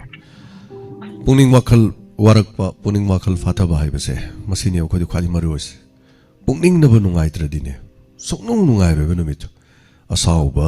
ꯀꯥꯒꯅꯤ ꯊꯕꯛ ꯑꯃ ꯇꯧꯕꯗ ꯇꯦꯟꯁꯟ ꯂꯩꯒꯅꯤ ꯒꯥꯔꯤ ꯊꯧꯔꯁꯨ ꯇꯦꯟꯁꯟ ꯂꯩꯅꯤ ꯑꯗꯒꯤꯗꯤ ꯅꯛꯅꯕ ꯃꯤꯗꯁꯨ ꯀꯔꯤ ꯍꯥꯏꯅꯤ ꯇꯞꯅ ꯉꯥꯡꯕ ꯌꯥꯕꯗ ꯀꯟꯅ ꯉꯥꯡꯉꯨꯅꯤ ꯑꯗꯩ ꯑꯇꯣꯞꯄ ꯃꯔꯨꯞ ꯃꯄꯥꯡꯗꯁꯨ ꯑꯩꯅ ꯇꯞꯅ ꯍꯥꯏꯕ ꯌꯥꯕꯗꯣ ꯀꯟꯅ ꯉꯥꯡꯉꯨꯅꯤ ꯈꯟꯅꯕ ꯑꯣꯟꯗꯣꯏꯅꯤ ꯃꯗꯨ ꯈꯛꯇ ꯅꯠꯇꯅ ꯏꯁꯥꯒꯤ ꯁꯤꯡꯂꯤ ꯅꯥꯎꯔꯤꯗ ꯍꯦꯟꯅ ꯑꯀꯟꯕ ꯄꯤꯔꯀꯥꯟꯗ ꯕ꯭ꯔꯦꯟꯗ ꯑꯩꯈꯣꯏ ꯏꯁꯥ ꯄꯨꯔꯤꯕ ꯁꯤꯡꯂꯤ ꯃꯆꯥꯁꯤꯡꯁꯦ ꯄꯣꯛꯈꯥꯏꯅꯕꯒꯤ ꯃꯆꯥꯛ ꯑꯃ ꯑꯣꯏꯌꯦꯕ ꯌꯥꯝ ꯁꯦꯡꯅ ꯍꯥꯏꯔꯗꯤ ꯁ꯭ꯇ꯭ꯔꯣꯛ ꯇꯧꯅꯕꯒꯤ ꯃꯆꯥꯛ ꯑꯃ ꯑꯣꯏꯍꯜꯂꯦꯕ ꯇꯦꯟꯁꯟ ꯂꯩꯕ ꯍꯥꯏꯁꯦ ꯑꯗꯣ ꯅꯣꯛꯊꯣꯛꯄꯤꯗꯅ ꯉꯥꯏꯍꯥꯛꯇꯪ ꯊꯧꯔꯝꯁꯤ ꯌꯥꯎꯕꯤꯗꯅ ꯃꯗꯨꯗ ꯑꯍꯟꯅ ꯆꯍꯤ 60-60ꯅ ꯏꯁꯩ ꯁꯛꯏ ꯃꯧꯅ ꯏꯁꯩ ꯁꯛꯏ ꯑꯗꯨꯒꯤ ꯋꯥ ꯀꯔꯤꯝ ꯂꯩꯇꯦ ꯑꯗꯨꯅ ꯁꯤꯒꯨꯝꯕ ꯊꯧꯔꯝꯁꯤꯗ ꯌꯥꯎꯕꯤꯗꯅ ꯉꯥꯏꯍꯥꯛꯇꯪ ꯋꯥꯈꯜ ꯇꯤꯡꯊꯣꯛꯄꯤꯗꯅ ꯍꯣꯠꯅꯕꯤꯔꯤꯁꯦ ꯌꯥꯝꯅ ꯐꯔꯕꯅꯤ ꯊꯦꯡꯛ ꯌꯨ ꯁꯣ ꯃꯆ ꯊꯥꯒꯠꯆꯔꯤ ꯄꯨꯟꯁꯤ ꯁꯥꯡꯅ ꯑꯗꯨꯝ ꯍꯤꯡꯃꯤꯟꯅꯁꯤ ꯃꯄꯣꯛ ꯑꯁꯤꯒꯤꯗꯤ ꯑꯩꯈꯣꯏ ꯄꯨꯝꯅꯃꯛ ꯊꯦꯡꯅꯔꯨꯔꯕꯅꯤ ꯍꯟꯗꯛ ꯃꯄꯣꯛꯁꯤꯒꯤꯗꯤ ꯃꯄꯣꯛꯁꯤꯗ ꯑꯗꯨꯝ ꯄꯨꯜꯂꯔꯗꯣꯏꯅꯤ ꯃꯄꯣꯛ ꯑꯁꯤꯗꯒꯤ ꯑꯩꯈꯣꯏ ꯈꯥꯏꯗꯣꯛꯅꯈꯤꯗꯣꯔꯤꯅꯤ ꯃꯄꯣꯛ ꯑꯁꯤꯗꯒꯤ ꯑꯩꯈꯣꯏ ꯑꯗꯨꯃꯛ ꯆꯠꯅꯈꯤꯗꯣꯔꯤꯕꯅꯤ ꯍꯜꯂꯣ ꯃꯤꯡ ꯑꯃꯗꯤ ꯂꯩꯐꯝ ꯍꯥꯏꯕꯁꯤ ꯍꯜꯂꯣ ꯁꯥꯔ ꯐꯣꯟ ꯇꯧꯖꯔꯛꯏꯁꯦ ꯏꯔꯝꯁꯤ ꯐꯥꯏ ꯂꯩꯔ ꯁꯥꯡꯕꯗꯤ ꯆꯟꯅꯕ ꯃꯅꯤꯀꯥꯟꯇ ꯇꯔꯥꯝ ꯅꯣꯛꯆꯔꯦ ꯍꯥꯏꯕꯤꯌꯨ ꯁꯥꯔ ꯀꯩꯅꯣꯝꯇ ꯍꯥꯏꯖꯒꯦꯅ ꯇꯥꯛꯄꯤꯌꯨ ꯉꯔꯥꯡꯁꯦ ꯑꯩꯁꯦ ꯋꯥꯡꯒꯣꯏ ꯕꯖꯥꯔꯗ ꯊꯕꯛ ꯑꯃ ꯆꯠꯊꯣꯛꯆꯔꯨꯕꯅꯦꯕꯀꯣ ꯃꯗꯨꯏ ꯍꯜꯂꯛꯄ ꯆꯪꯉꯛꯄꯗ ꯂꯩꯐꯥꯞꯄꯝꯕꯅ ꯈꯨꯜ ꯑꯃ ꯂꯩꯌꯦ ꯃꯗꯨꯏ ꯃꯄꯥꯗꯒꯤ ꯑꯩꯁꯦ ꯃꯅꯤ ꯕꯦꯒ ꯑꯃ ꯈꯨꯜꯂꯦꯕꯀꯣ ꯅꯨꯄꯥꯒꯤꯅꯦ ꯑꯗꯨ ꯑꯩꯅ ꯃꯁꯥꯗ ꯄꯤꯕꯤꯒꯤꯒꯦ ꯅꯨꯡꯉꯥꯏꯇꯦꯅ ꯑꯩꯅ ꯃꯥꯒꯤ ꯐꯣꯟ ꯅꯝꯕꯔ ꯀꯩ ꯌꯥꯎꯖꯥꯠꯂꯅ ꯃꯅꯤ ꯕꯦꯒꯁꯦ ꯍꯥꯡꯇꯣꯛꯑ ꯌꯦꯡꯕ ꯀꯥꯟꯗ ꯐꯣꯟ ꯅꯝꯕꯔ ꯑꯇꯩ ꯑꯇꯩ ꯇꯧꯕ ꯌꯥꯕ ꯅꯝꯕꯔ ꯑꯝꯇ ꯌꯥꯎꯗ꯭ꯔꯦ ꯑꯗꯣ ꯃꯥꯒꯤ ꯑꯙꯥꯔ ꯀꯥꯔꯗ ꯚꯣꯇꯔ ꯀꯥꯔꯗ ꯑꯗꯒꯤ ATM ꯀꯥꯔꯗ ꯃꯣꯏꯒꯤ ꯀꯥꯔꯗ ꯆꯦ ꯆꯥꯡ ꯑꯇꯩ ꯀꯩꯀꯩ ꯈꯔꯁꯨ ꯌꯥꯎꯋꯦꯕꯀꯣ ꯑꯗꯣ ꯃꯁꯤꯁꯦ ꯀꯃꯥꯏꯅ ꯇꯧꯔ ꯌꯧꯍꯟꯒꯗꯒꯦ ꯃꯁꯤ ꯁꯥꯔꯅ ꯑꯩꯒꯤ ꯅꯝꯕꯔꯁꯦꯇꯪ ꯍꯥꯏꯕꯤꯔꯒ ꯃꯣꯏ ꯑꯗꯥꯏ ꯃꯅꯥꯛ ꯑꯅꯛꯄ ꯃꯤ ꯑꯗꯩ ꯃꯥ ꯃꯁꯥꯅ ꯇꯥꯔꯒꯗꯤ ꯇꯧꯍꯜꯂꯛꯄ ꯌꯥꯕꯒꯤ ꯈꯨꯗꯣꯡꯆꯥꯕ ꯂꯩꯒꯗ꯭ꯔꯅ ꯄꯨꯛꯅꯤꯡ ꯋꯥꯔꯣꯜꯁꯤꯗ ꯄꯨꯊꯣꯛꯄ ꯈꯪꯍꯟꯖꯒꯦꯅ ꯃꯃꯤꯡꯒ ꯑꯝꯇꯪ ꯍꯥꯏꯕꯤꯔꯛꯑꯣ ꯃꯥꯏ ꯃꯃꯤꯡꯗꯣ ꯑꯩꯈꯣꯏꯅ ꯂꯥꯎꯊꯣꯛꯆꯕ ꯌꯥꯅꯕ ꯑꯣ ꯔꯕꯤ ꯇꯥꯌꯦꯟꯖꯝ ꯆꯣꯡꯊꯥꯝ ꯀꯣꯅꯥ ꯑꯋꯥꯡ ꯂꯩꯀꯥꯏ ꯍꯥꯏꯕ ꯔꯕꯤ ꯇꯥꯌꯦꯟꯖꯝ ꯔꯕꯤ ꯇꯥꯌꯦꯟꯖꯝ ꯆꯣꯡꯊꯥꯝ ꯀꯣꯅꯥ ꯑꯋꯥꯡ ꯂꯩꯀꯥꯏ ꯑꯄꯣꯛꯄ ꯃꯃꯤꯡ ꯃꯅꯤꯡꯗ ꯌꯥꯎꯕꯅꯤ ꯑꯙꯥꯔ ꯀꯥꯔꯗꯇ ꯑꯄꯣꯛꯄ ꯃꯃꯤꯡ ꯌꯥꯎꯕꯅꯤ ꯃꯅꯤꯡꯗ ꯃꯄꯥꯒꯤ ꯃꯃꯤꯡ ꯑꯣ ꯃꯄꯥꯒꯤ ꯃꯃꯤꯡꯅ ꯌꯦꯡꯖꯔꯛꯀꯦ ꯑꯣꯖꯥ ꯍꯣꯏ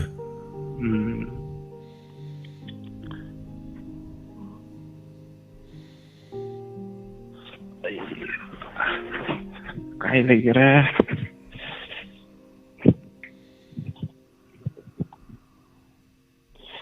ꯇꯥꯌꯦꯟꯖꯝ ꯖꯣꯏꯆꯟꯗ꯭ꯔ ꯁꯤꯡ ꯍꯥꯏꯕ ꯃꯄꯥꯒꯤꯅꯦ ꯕꯕꯥ ꯁꯥꯔ ꯑꯣꯀꯦ ꯐꯥꯗꯔꯒꯤꯅ ꯇꯥꯌꯦꯟꯖꯝ ꯖꯣꯏꯆꯟꯗ꯭ꯔ ꯑꯗꯨꯒ ꯃꯁꯥꯒꯤꯅ Ravi ꯃꯁꯥꯒꯤꯅ ꯇꯥꯌꯦꯟꯖꯝ Ravi thank you so ꯃꯆ ꯑꯗꯨ ꯏꯅꯥꯎ ꯃꯅꯤꯀꯥꯟꯇꯅ ꯀꯔꯤꯒꯨꯝꯕ ꯃꯣꯏꯅ ꯍꯪꯉꯛꯑꯒꯁꯨ ꯏꯅꯥꯎꯒꯤ ꯅꯝꯕꯔ ꯄꯤꯈ꯭ꯔ ꯂꯣꯏꯔꯦꯀꯣ ꯌꯥꯔꯦ ꯑꯗꯨꯝ ꯆꯣꯡꯊꯥꯡ ꯀꯣꯅꯥꯗ ꯑꯗꯨꯝ ꯇꯥꯕꯤꯔꯝꯒꯅꯤ ꯆꯣꯡꯊꯥꯡ ꯀꯣꯅꯥꯗ ꯂꯩꯕꯁꯤꯡꯅ ꯍꯥꯏꯔꯤ ꯃꯤꯗꯨ ꯈꯪꯉꯗꯤ ꯅꯪꯒꯤꯗꯨ ꯈꯨꯜꯂꯦ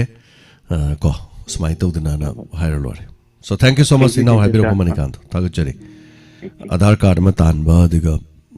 ꯍꯧꯖꯤꯛꯀꯥꯟꯗ ꯑꯃꯨꯛ ꯀꯥꯔꯗꯁꯤꯡꯁꯦ ꯑꯃꯃꯝ ꯇꯥꯟꯊꯣꯛꯅꯕ ꯍꯣꯠꯅꯕꯗ ꯄꯩꯁꯥꯁꯨ ꯆꯪꯉꯤ ꯃꯇꯝꯁꯨ ꯆꯪꯉꯤ ꯍꯥꯏꯕ ꯇꯥꯔꯦ ꯑꯗꯨ ꯃꯔꯛꯁꯦ ꯌꯥꯝ ꯅꯨꯡꯉꯥꯏꯖꯩ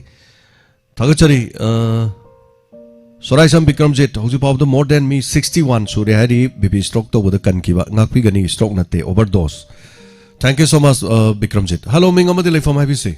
ꯍꯜꯂꯣ ꯒꯐꯇꯔ ꯁꯥꯔ ꯑꯩ ꯁꯤꯡꯖꯃꯩ ꯊꯣꯡꯒꯥꯟ ꯀꯥꯏꯗꯒꯤ ꯃꯤꯅꯥ ꯇꯔꯥꯝ ꯅꯣꯛꯆꯔꯤ ꯃꯦꯗꯥꯝ ꯑꯩꯈꯣꯏꯅ ꯁꯨꯝ ꯈꯪꯉꯛꯄꯗ ꯁꯥꯔ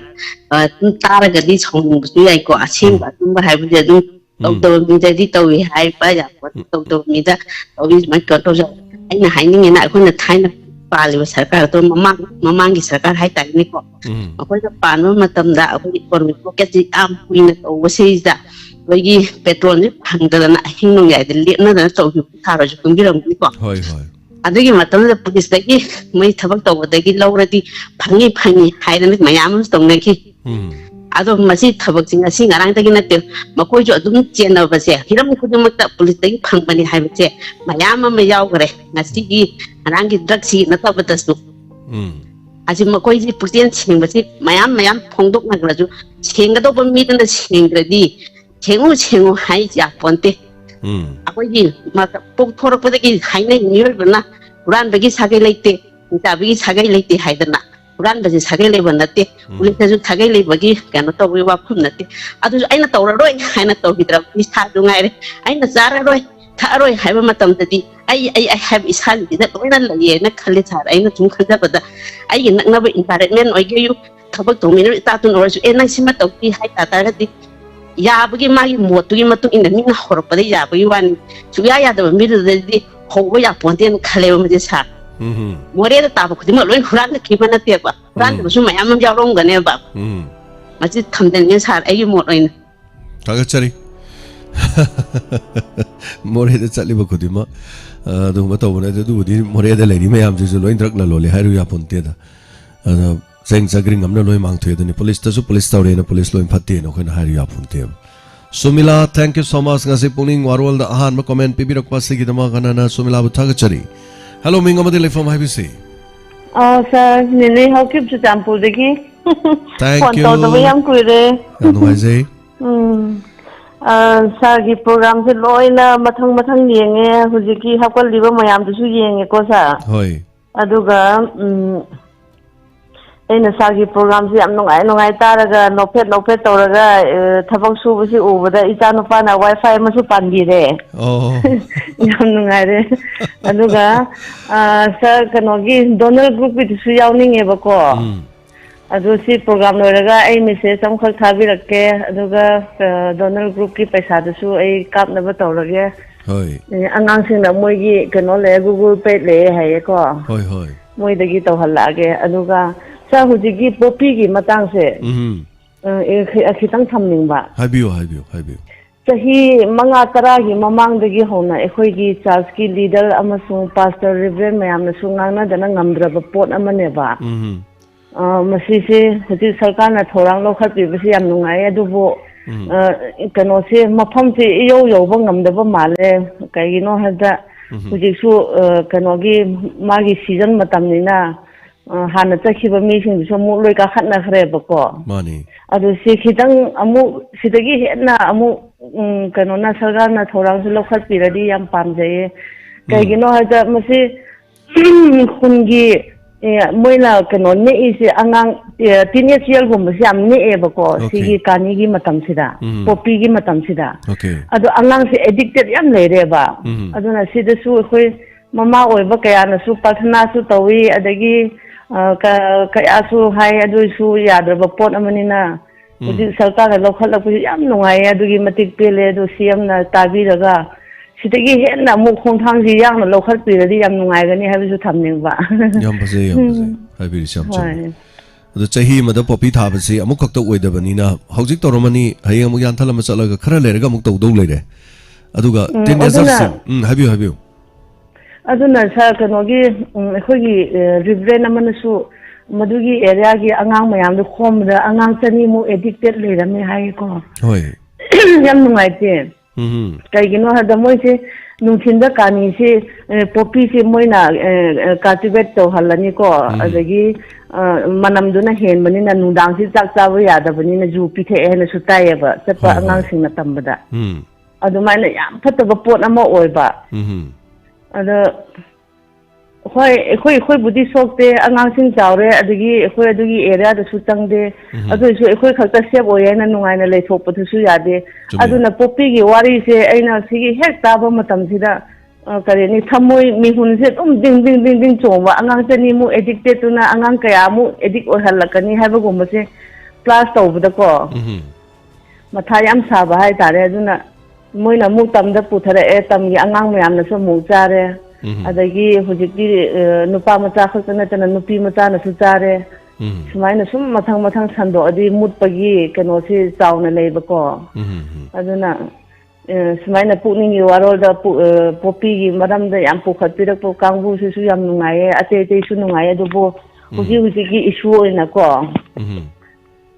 ado sa yam nungare adagi stadium su phajana sagat patu su ujare yam harawe ado 2022 dadi ekhoi se yam na kap khre ado 23 dadi isol na su kap tanaba khara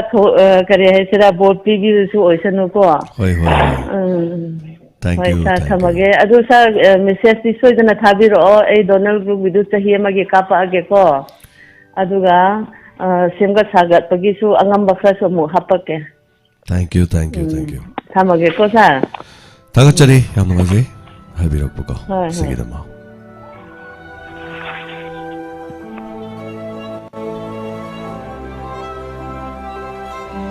Chorsanpur dagi kol tobirak ko yam nungai aduga naha singam season nei haijin naha sing karigi season nei no ngasai gi khoigi naha chani mo ko wai karigino hagan ngasai gi moigi mahi do khetpado khela ga loksan doine adugi manam do adu khaktana mo moi masa jing ngau ba hai tar ador moi ngau bu dun ke do ge sak sa ba ya de har ka da sak sa ba ya de ai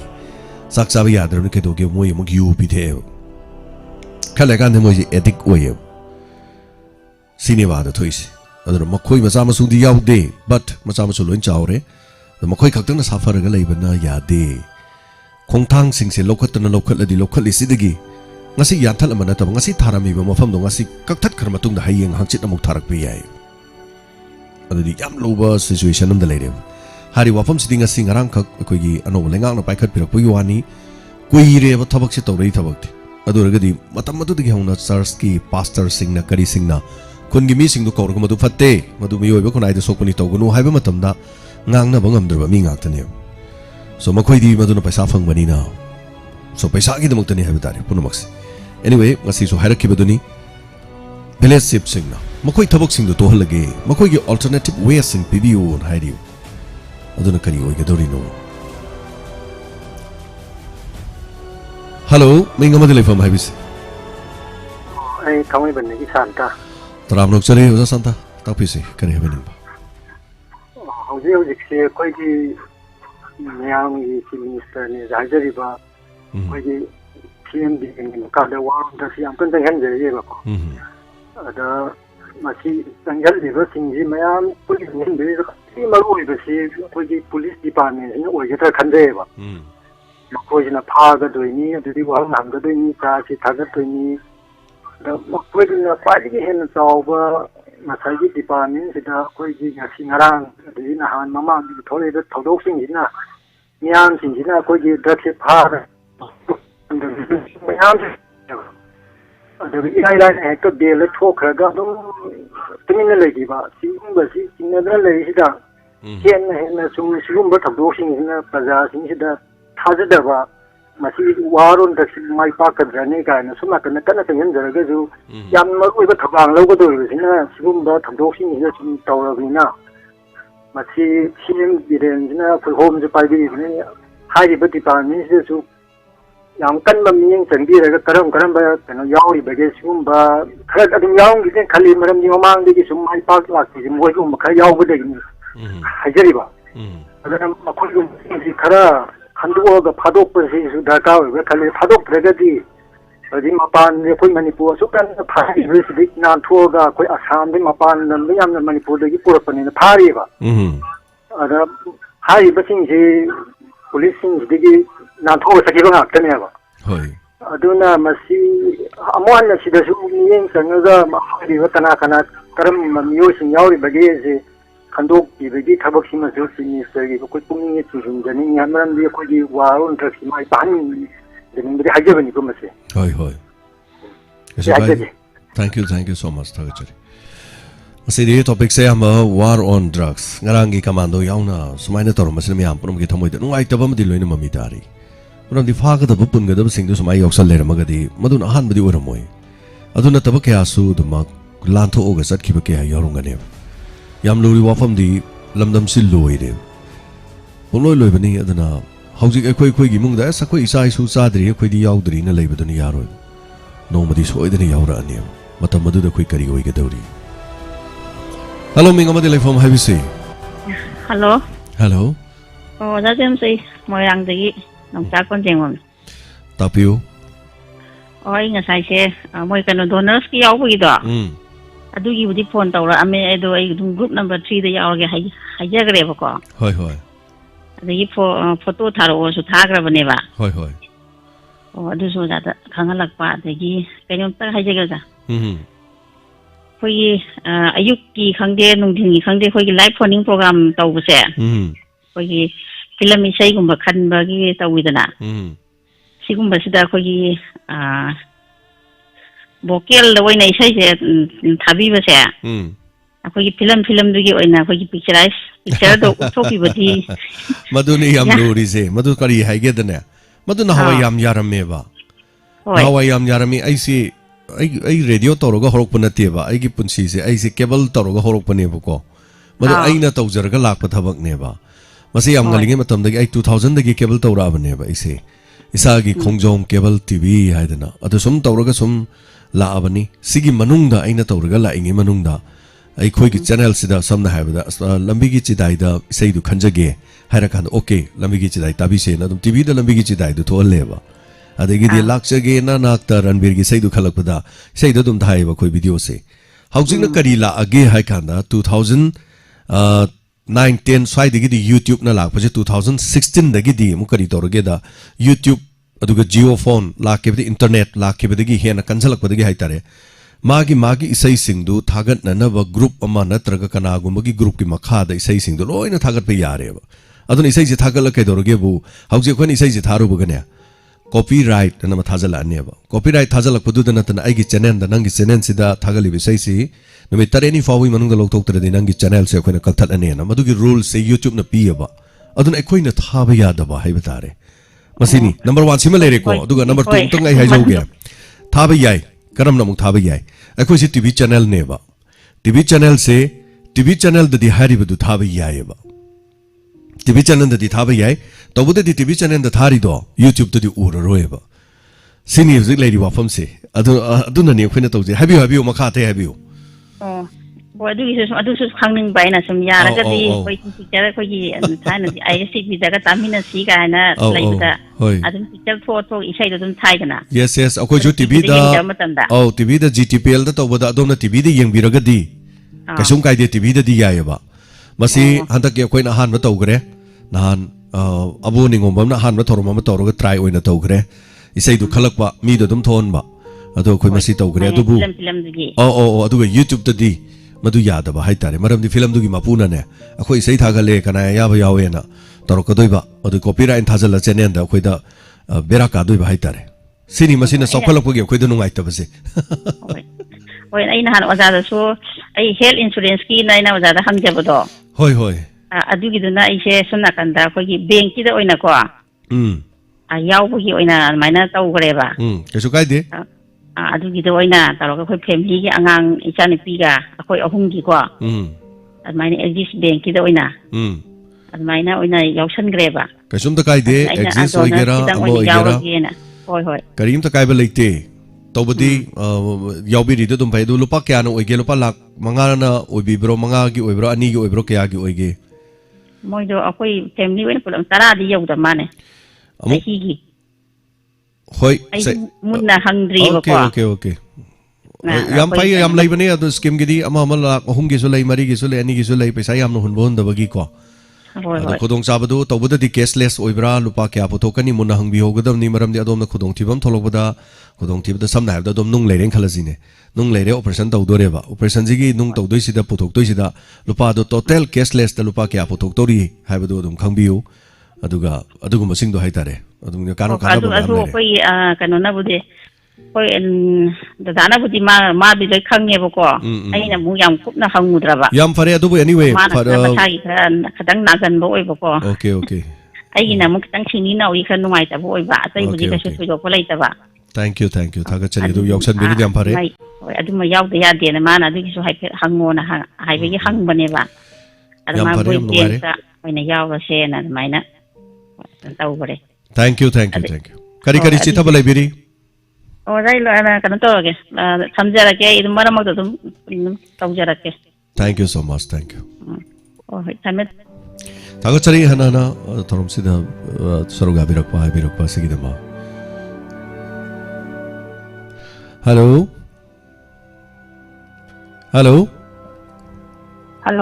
oh tapi se kari ming ko bibage kari lam dagi to birakpano sir ai bimola badli mama ne ai na sum mama ga ta gi bada akoi imanabi hai ga ta kai no amana hai gi bada popi gi matang de ni koi na je ga du je popi tha ri bi mi sing duna moi gi popi tha ba je lephal la ga di moi gi oi ba alternative thaba amma thabak na ta ga moi gi oi ba hing na ba lambi pi yo na moi na demand to we have just some ta ba wa ba ai ta de indirectly moi na hining is government job lom da la ka tra na khalle ba job to budi na ti hoi kai no ma di pu sin job ko hai dra ga ada ai na hai je ni se moi na government si cheng hai ka di khoi gi ikai khona jai ba cm sina ꯆꯤꯡꯒꯤ ꯍꯧꯖꯤꯛꯀꯤ ꯑꯣꯏꯅ ꯍꯥꯏꯔꯒꯗꯤ ꯆꯤꯡꯒꯤ ꯂꯝꯗ ꯂꯩꯕ ꯃꯤꯁꯤꯡꯁꯤꯕꯨ ꯌꯥꯝꯅ respect ꯂꯩꯅ ꯊꯝꯕꯤꯕ ꯃꯣꯏꯕꯨ ꯆꯥꯎꯈꯠ ꯈꯣꯡꯊꯥꯡꯗ ꯌꯥꯝꯅ ꯂꯧꯈꯠꯄꯤꯌꯦꯁꯤ ꯑꯗꯨꯝ ꯌꯥꯖꯅꯤꯡꯉꯦꯕ ꯑꯗꯨꯒ ꯃꯣꯏꯅ ꯑꯗꯨꯃꯥꯏꯅ ꯃꯈꯣꯏꯅ ꯍꯥꯏꯕꯗꯤ ꯑꯦꯗꯚꯥꯟꯇꯦꯖ ꯍꯦꯟꯅ ꯂꯧꯁꯤꯟꯅꯅꯕꯒꯤ ꯐꯤꯕꯝꯗ ꯁꯨꯝ ꯇꯧꯔꯛꯄꯁꯤ ꯇꯥꯕꯗ ꯋꯥꯕ ꯍꯥꯏꯇꯥꯔꯦ ꯃꯣꯏ ꯄꯣꯄꯤ ꯊꯥꯗ꯭ꯔꯒꯗꯤ ꯍꯤꯡꯕ ꯉꯝꯗ꯭ꯔꯕ꯭ꯔꯥ ꯍꯥꯏꯅꯤꯡꯕ ꯑꯗꯨ ꯑꯣꯜꯇꯔꯅꯦꯇꯤꯞꯇ ꯃꯣꯏ ꯒꯣꯚꯔꯟꯃꯦꯟ ꯖꯣꯕ ꯅꯠꯇ꯭ꯔꯒꯁꯨ ꯃꯣꯏ ꯍꯤꯡꯅꯅꯕꯒꯤ ꯂꯝꯕꯤꯗ ꯃꯣꯏꯁꯨ ꯑꯗꯨꯝ ꯀꯔꯤꯅꯣ ꯇꯧꯔꯒ ꯍꯤꯡꯕ ꯌꯥꯏꯌꯦꯅ ꯁꯨꯝ ꯍꯥꯏꯖꯅꯤꯡꯕꯁꯦ ꯒꯣꯚꯔꯟꯃꯦꯟ ꯈꯛꯇꯪ ꯗꯤꯄꯦꯟ ꯇꯧꯕꯁꯤꯁꯨ ꯁꯨꯝ ꯇꯥꯕꯗ ꯅꯨꯡꯉꯥꯏꯇꯕ Thank you. Wafam channel lobirabro atai kare habiningba lebiri. ꯑꯗꯨꯒ ꯁꯥꯔ ꯋꯥꯐꯝ ꯑꯃꯅ ꯀꯩꯅꯣ ꯍꯧꯖꯤꯛꯀꯤ ꯗꯣꯅꯔꯁꯀꯤ ꯃꯇꯥꯡꯒꯤꯗꯣ ꯖꯣꯏꯟ ꯇꯧ ꯑꯩꯕꯨꯗꯤ ꯇꯧꯖꯈ꯭ꯔꯦ ꯑꯗ ꯑꯩꯒꯤ ꯃꯇꯝꯗ ꯑꯩꯒꯤꯗꯤ ꯐꯣꯇꯣ ꯄꯤꯔꯝꯗꯦꯕ ꯑꯗꯨ ꯐꯣꯇꯣꯁꯤ ꯍꯥꯞꯇꯕ ꯌꯥꯗꯕ꯭ꯔꯥ ꯀꯃꯥꯏꯅ ꯇꯧꯕꯖꯥꯠꯅꯣ ꯍꯥꯞꯇꯁꯨ ꯌꯥꯏꯗ ꯍꯥꯞꯇ꯭ꯔꯁꯨ ꯌꯥꯏ ꯀꯔꯤꯝ ꯀꯥꯏꯗꯦꯗ ꯐꯣꯇꯣ ꯄꯤꯒꯗꯕꯅꯤ ꯍꯥꯏꯕ ꯊꯣꯏꯗꯣꯛꯄ ꯂꯩꯇꯦ ꯑꯩꯈꯣꯏꯅ ꯊꯧꯔꯝꯒ ꯇꯧꯔꯝꯗꯥꯏꯗ ꯌꯥꯎꯕ ꯃꯤꯁꯤꯡꯗꯨꯒꯤ ꯐꯣꯇꯣ ꯆꯥꯎꯔꯥꯛꯄ ꯁꯨꯝ ꯊꯦꯠꯄꯅꯤ ꯊꯦꯠꯄꯗꯣ ꯃꯤ 750 ꯃꯨꯛꯀꯤ ꯐꯣꯇꯣ ꯊꯦꯠꯄꯗꯨꯗ ꯐꯣꯇꯣ ꯄꯤꯔꯝꯗꯕ ꯌꯥꯎꯔꯛꯇꯕꯁꯤꯡ ꯐꯣꯇꯣ ꯊꯦꯠꯇꯕ ꯌꯥꯎꯏ ꯑꯗꯨ ꯃꯌꯥꯝꯅ ꯁꯨꯝ ꯁꯛ ꯈꯪꯉꯁꯨ ꯌꯥꯅꯕꯅ ꯑꯩꯈꯣꯏꯅ ꯑꯄꯥꯛꯄ ꯐ꯭ꯂꯦꯛꯁ ꯑꯅꯤꯈꯛ ꯑꯩꯈꯣꯏꯒꯤ ꯗꯥꯏꯃꯟ ꯇꯤꯚꯤꯒꯤ ꯂꯩꯖꯔꯤꯕꯁꯤꯗ ꯊꯦꯠꯂꯦ ꯁꯨꯝ ꯑꯗꯨ ꯊꯦꯠꯄꯗꯨꯗ ꯌꯥꯎꯕꯤꯔꯒꯗꯤ ꯐꯣꯇꯣꯗꯣ ꯁꯨꯝ ꯊꯦꯠꯂꯒꯁꯨ ꯅꯨꯡꯉꯥꯏꯖꯕꯗꯨꯒꯤ ꯋꯥꯅꯤ ꯑꯗꯨ ꯈꯛꯇꯅꯤ ꯊꯣꯏꯗꯣꯛꯄ ꯑꯇꯩ ꯀꯔꯤꯝ ꯂꯩꯇꯦ ꯑꯗꯨꯒ ꯑꯩꯈꯣꯏꯒꯤ ꯇꯣꯉꯥꯟꯕ ꯐꯦꯁꯕꯨꯛ ꯄꯦꯖꯗꯁꯨ ꯍꯥꯏꯔꯤꯕꯁꯤꯡꯗꯨ ꯃꯃꯤꯡ ꯃꯊꯥꯗꯣ ꯑꯩꯈꯣꯏ ꯁꯨꯝ ꯊꯣꯛꯂꯒ ꯑꯩꯈꯣꯏꯒꯤ ꯊꯥꯒꯠꯀꯗꯧꯕ ꯍꯥꯏꯇꯥꯔꯦ ꯌꯥꯎꯕꯤꯔꯤꯕꯁꯤꯡꯗꯣ ꯁꯦꯡꯅ ꯍꯥꯏꯔꯗꯤ ꯃꯌꯥꯝꯅ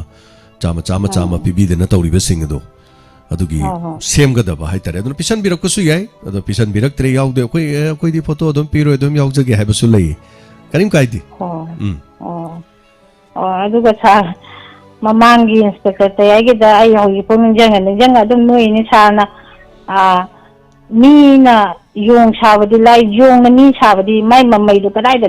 ꯂꯣꯠꯇꯣꯏꯅꯣꯅ ꯁꯥꯔꯒꯤ ꯑꯃ ꯗꯥꯏꯂꯣꯛ ꯑꯃ ꯌꯥꯎꯈꯤ ꯑꯗꯨꯝ ꯑꯩ ꯅꯤꯡꯁꯤꯡꯉ ꯑꯗꯨꯝ ꯑꯗꯨꯒ ꯁꯥꯔꯒꯤ ꯄ꯭ꯔꯣꯒ꯭ꯔꯥꯝꯁꯤꯗ ꯏꯁꯩ ꯁꯛꯅꯁꯤꯗꯁꯨ ꯉꯔꯥꯡꯗꯤ ꯏꯃꯥ ꯏꯆꯥ ꯏꯁꯩꯁꯨ ꯁꯛꯇꯣꯛꯃꯤꯟꯅꯈ꯭ꯔꯦ ꯌꯥꯝ ꯅꯨꯡꯉꯥꯏ ꯐꯔꯦ ꯁꯥꯔ ꯁꯨꯝ ꯑꯩꯅ ꯁꯨꯝ ꯋꯥ ꯁꯨꯝ ꯊꯥꯒꯠꯆꯔꯤ ꯑꯗꯨꯅꯤ ꯃꯤꯅ ꯌꯣꯡ ꯁꯥꯕꯗꯤ ꯌꯥꯏꯕ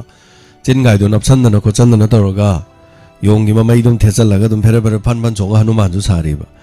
ꯊꯥꯡꯉꯩ ꯁꯦꯡꯅ ꯌꯣꯡꯁꯤꯅ ꯃꯤ ꯁꯥꯅꯤ ꯍꯥꯏꯔꯗꯤ ꯌꯥꯝ ꯂꯨꯗꯣꯔꯤꯁꯤ ꯃꯥꯏ ꯃꯃꯩꯗꯨ ꯀꯗꯥꯏꯗ ꯂꯣꯠꯇꯣꯏꯅꯣ ꯍꯥꯏꯕꯅꯤꯗ ꯃꯃꯩꯗꯨ ꯕꯦꯔꯥꯝ ꯏꯀꯥꯏ ꯀꯥꯏꯅ ꯈꯣꯡꯒ꯭ꯔꯥꯎ ꯁꯦꯠꯂꯁꯨ ꯈꯨꯗꯩ ꯁꯦꯠꯂꯁꯨ ꯀꯗꯥꯏ ꯂꯣꯠꯇꯣꯏꯅꯣ ꯁꯤꯅꯤ ꯃꯥꯏ ꯃꯃꯩꯗꯣ ꯑꯗꯣ ꯏꯟꯁꯄꯦꯛꯇꯔ ꯇꯌꯥꯏꯗ ꯍꯥꯏꯈꯤꯕꯅꯤ ꯃꯌꯥꯝꯁꯨ ꯅꯣꯛꯑꯦ ꯅꯤꯡꯁꯤꯡꯉꯒ ꯑꯗꯣ ꯑꯩꯁꯨ ꯑꯗꯨꯝ ꯀꯗꯥꯏꯗꯩꯅꯣ ꯈꯪꯗꯦ ꯑꯩ ꯀꯣꯛꯇ ꯐꯠ ꯊꯣꯛꯂꯛꯄ ꯍꯥꯏꯇꯥꯔꯦ ꯃꯤꯅ ꯌꯣꯡ ꯁꯥꯕꯨꯗꯤ ꯍꯣꯏꯅꯦ ꯁꯥꯔ ꯌꯥꯔꯅꯤ ꯌꯣꯡꯅ ꯃꯤ ꯁꯥꯗꯤ ꯃꯃꯩꯗꯨ ꯀꯗꯥꯏ ꯂꯣꯠꯇꯣꯏꯅꯣ ꯃꯤ ꯁꯨꯝ ꯍꯥꯏꯈꯤꯕꯅꯦꯕ ꯍꯜꯂꯣ ꯃꯤꯡ ꯑꯃꯗꯤ ꯂꯩꯐꯝ ꯍꯥꯏꯕꯁꯦ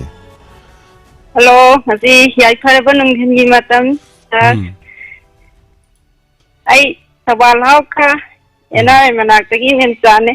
ꯇꯔꯥꯝ ꯅꯣꯛꯆꯔꯤ ꯍꯥꯏꯕꯤꯌꯨ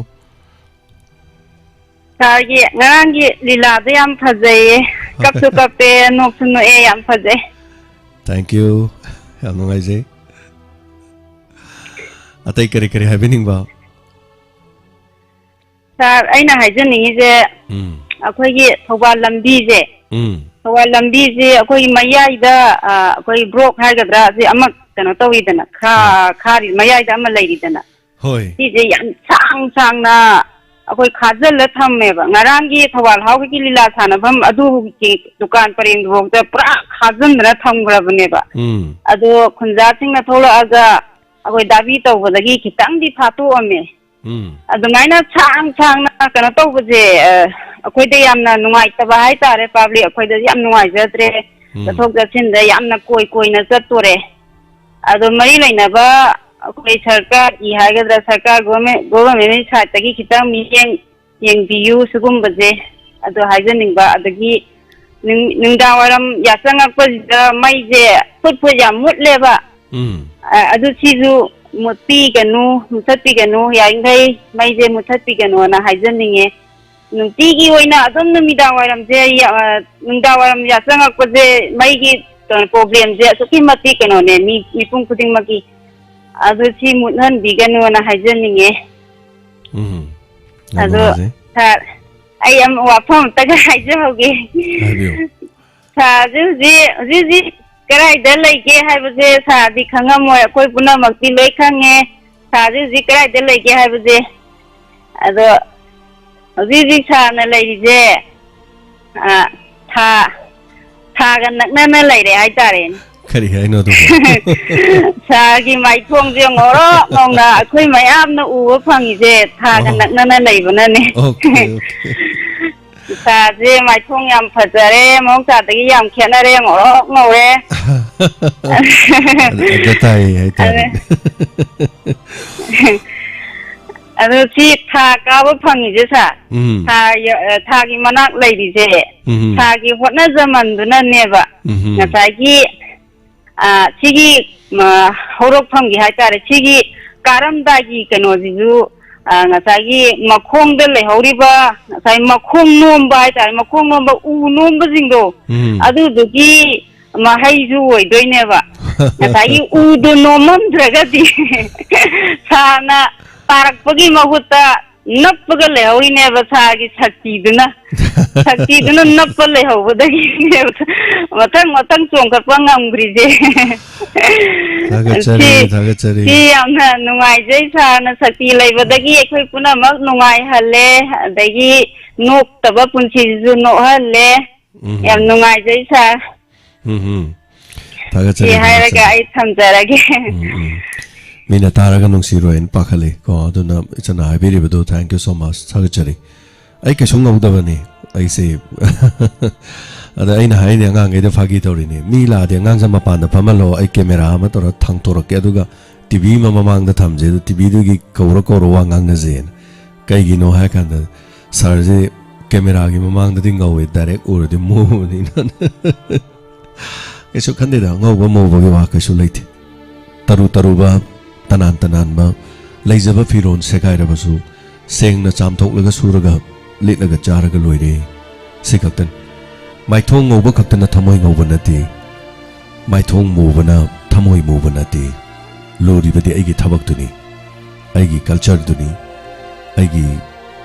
पिथोरकपा आइगी तौजरिबा आइगी खोंथांग मदुनी हाइबताई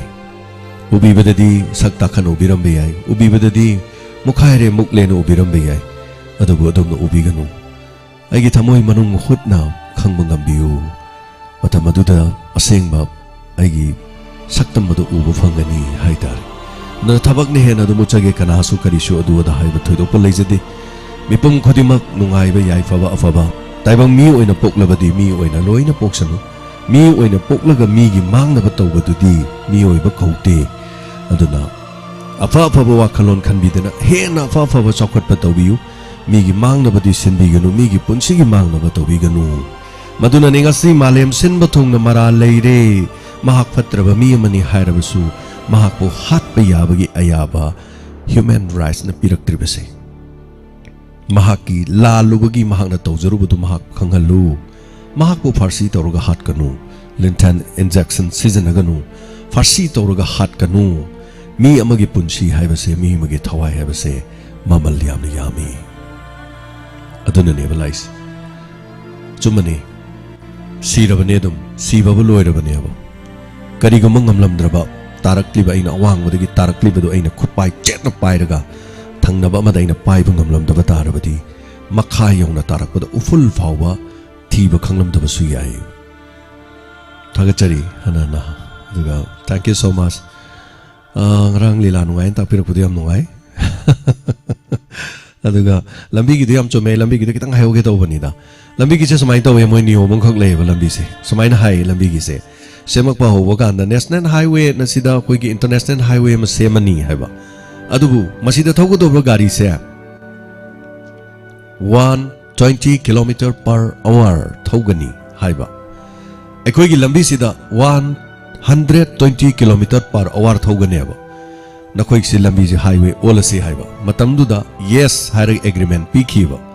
एग्रीमेंट पीखीबन मरम ओरकान कोई हाना लेजरिबा स्टेट हाईवे से इंटरनेशनल हाईवे ओन की बने इंटरनेशनल हाईवे ओलबनी ना लंबी की मयाई द मैदान मयाई से कअगा अखोई के हाइजन पम पीबे यादेव मसे मोई रूल दे यावे अदुननी संगभम सिंग द मैदान सिंग द लोइना खाजा लइजे अतै गी नतेव लेकाई लमदम न थोग इरांग होबदगी नमदन मफम अदुदा हाइजनफम पीखिबदी याय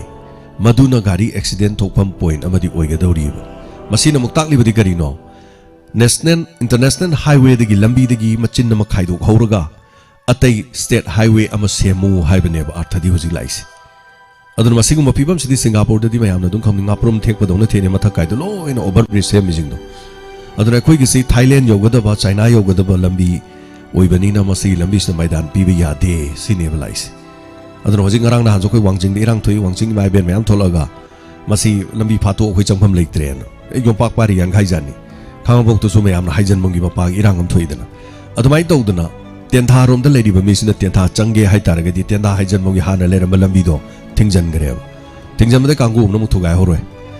kari gum thingjan gi taraga di tentha rom da changbi ge na hai taraga di amuk khongjong lom da haidarak pa tari haidaraga uning khongbok haidaraga uning khong dei mamai leraga tentha rom jang dori अदुम यामदरबद kilometre मगी चांगदे दुम हाइथरी अदन मसी ने कोई संगथोक संगसिन the बेरा खरदी हाईवे से सेमकपद लेरी अदु मसी मयामना पंगतोक तोबदी यादो मानदे पुनमक से करी हाइदुनो अखोइना इंटरनेशनल हाईवे ओन मगी अयाबा पिरुबदुनने अदुबु यंगमिनसी अदुगा मतम सु लोइरेंगा सिगी लास्ट कॉलर हाइतारेंगा सिगी थोरम से सरुगा बिरक हेलो मिंग अमदि लेफम हाइबिसे फोन तौतरे बिहार चोंथाम कना दगिनी तापियो अखोइगी डायमंड टीवी पुंगनी वारोन ताजबदा सुकुमतिक नुवाइजे पुंगनी नुसिंगचु ओइ हौलकलिबा अंगांसिंग हेड फॉर अराउंड खुदिंगमक्ता लोइना कानाबपि अदुबु ख्वाइदगी अमु हेना खुदोंचाबा मना अखोइगी मनी बेग अमखक मांगिबगी हाइबिरकपदो मदो अखोइगी रनबे टाइम मदो एगी इचान पानेबा होय होय ngarangji अखोइगी हिदाक लेरोगा हलकपदा अखोइगी बेग कुत्ता हौवेना अदुगी जो अखोइगी सादगी काय कमजदर सादगी नंबर जुम तुजु लौजगेना अदुगी आयाम तोगर याम नुवाइजे नंबर से आई थाजरगे नंबर से अखोइगी थोरम से लोइबगा आई नंबर थाजरगे अदु याम नुवाइजरे होय होय अखोइ डायमंड टीवी मतम पुरमक्ता मियाम की छला तव ngamba tek ta gaiden taw ngamoi business थागचरी हाननो जाबु सानना थागचरी थैंक यू सो मच मसीनी ngasi पुंगिंग वारोलदा अदुगा तेंगवांग बेरक पामनी दंग लौथोक सौगे लाइमयम प्रेमिला लोगलाउंगदगी लुपाचनी जितेन कुमार की दमक पांबिरी पुयाम सावी देवी सिंजमई वाखोम लेकाइदगी लुपाचनी पिबिरी निंगथौजम इंदुबला लुपाचंगा मसी लुपा लिसिंग लुपा चंगा पिबिरक वानागी सीजन व्यूअना बजाज साउबा थागचरी लुपा लिसिंग मा असेगी दमक्तदी पुंगिंग वारोल थोरम मतंग असे लोइसिनजरी थोरम सादोक चकिबदा सोइखिबा लानखिबा गी वाहि वता ताबदा नुवाइगी दबा यावरबसु थाबिरिबा सिंगना पुक्चल चावना गापिगनी हयेंग अमुक पुंफम असिदा मुक थेंगसी अदुगा अखोइगी मांगदा तारिबि सुसिंगदा अदोमदोंगी ओइबा मोट फोंदोमिनसे अखंग अहि कनामति यावबा नथि अदुबु अखंग अहि पिकथन लेरबसु अखोइसु खंगदबा यादि मखोइना गांगबा तादबा यादि नैनदबा यादि हाइनदबा यादि खंदना तुमिना मेंशनदुना दुमक लेरबदि खुदोंग थिबतन अखोइ इसा इसादा पुनमक क्वेश्चनदुना योमसिनदुना लेखिगन पुनमक सिंग अदुदगी गाथोकनबगिदमक अफबा कया ओइमिनदना हेना याफिनमिनबा ओइमिनरसि एक्सीडेंट दगी अखोइ गाथोकनबगिदमक याम होनमिनसि याम चेक्शनमिनसि गाड़ी थौरिबसिंग अदुगा तोंगिबसिंग लंबीदे चलिबसिंग यावना चेक्शनमिनसि हेना अफबा याइफबा ओइमिनरसि लोइना ngasigidamoktadi पुंगिंग वारोलदा मिजेंग ताबिरिबसिंग मयाम पुनमक जेम सागरजम नमखना खरमजरी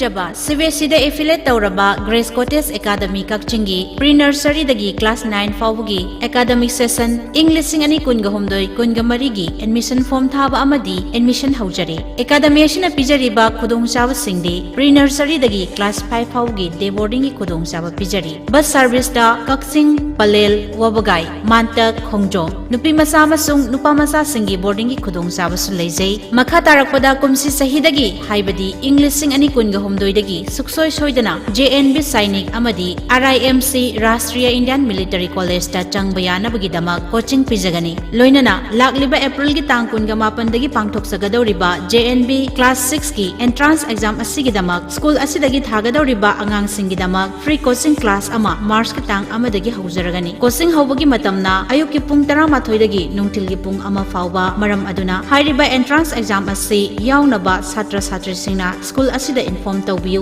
अकुपा मरोल की दमक 9366424189 अमुक्तंग हन्ना 9366424189 खंगहनजरिबा principal Grace Cottage Academy Kakching मियाम नुंगारबा पाउजल अमतंग पिजरी मदुदी लांगजिंग अचौबा ममांग लेरक्ता लैबा सुरजित ज्वेलरीना नुमित निफु मंगानी की ओइबा सना साबगी ट्रेनिंग अमा तौजगनी नुपी अमसुंग नुपा यावबा यागनी चथोक चसिनगी खुदोंचादबा लैरबसु लेफम साफम पिजगनी ट्रेनिंग असे हौबगी नुमितना लाक्लिबा जनवरी की तांग 19 हौजरगनी अकुपा मरोल की दमक 7005111946 अमुक्तंग हना 7005111946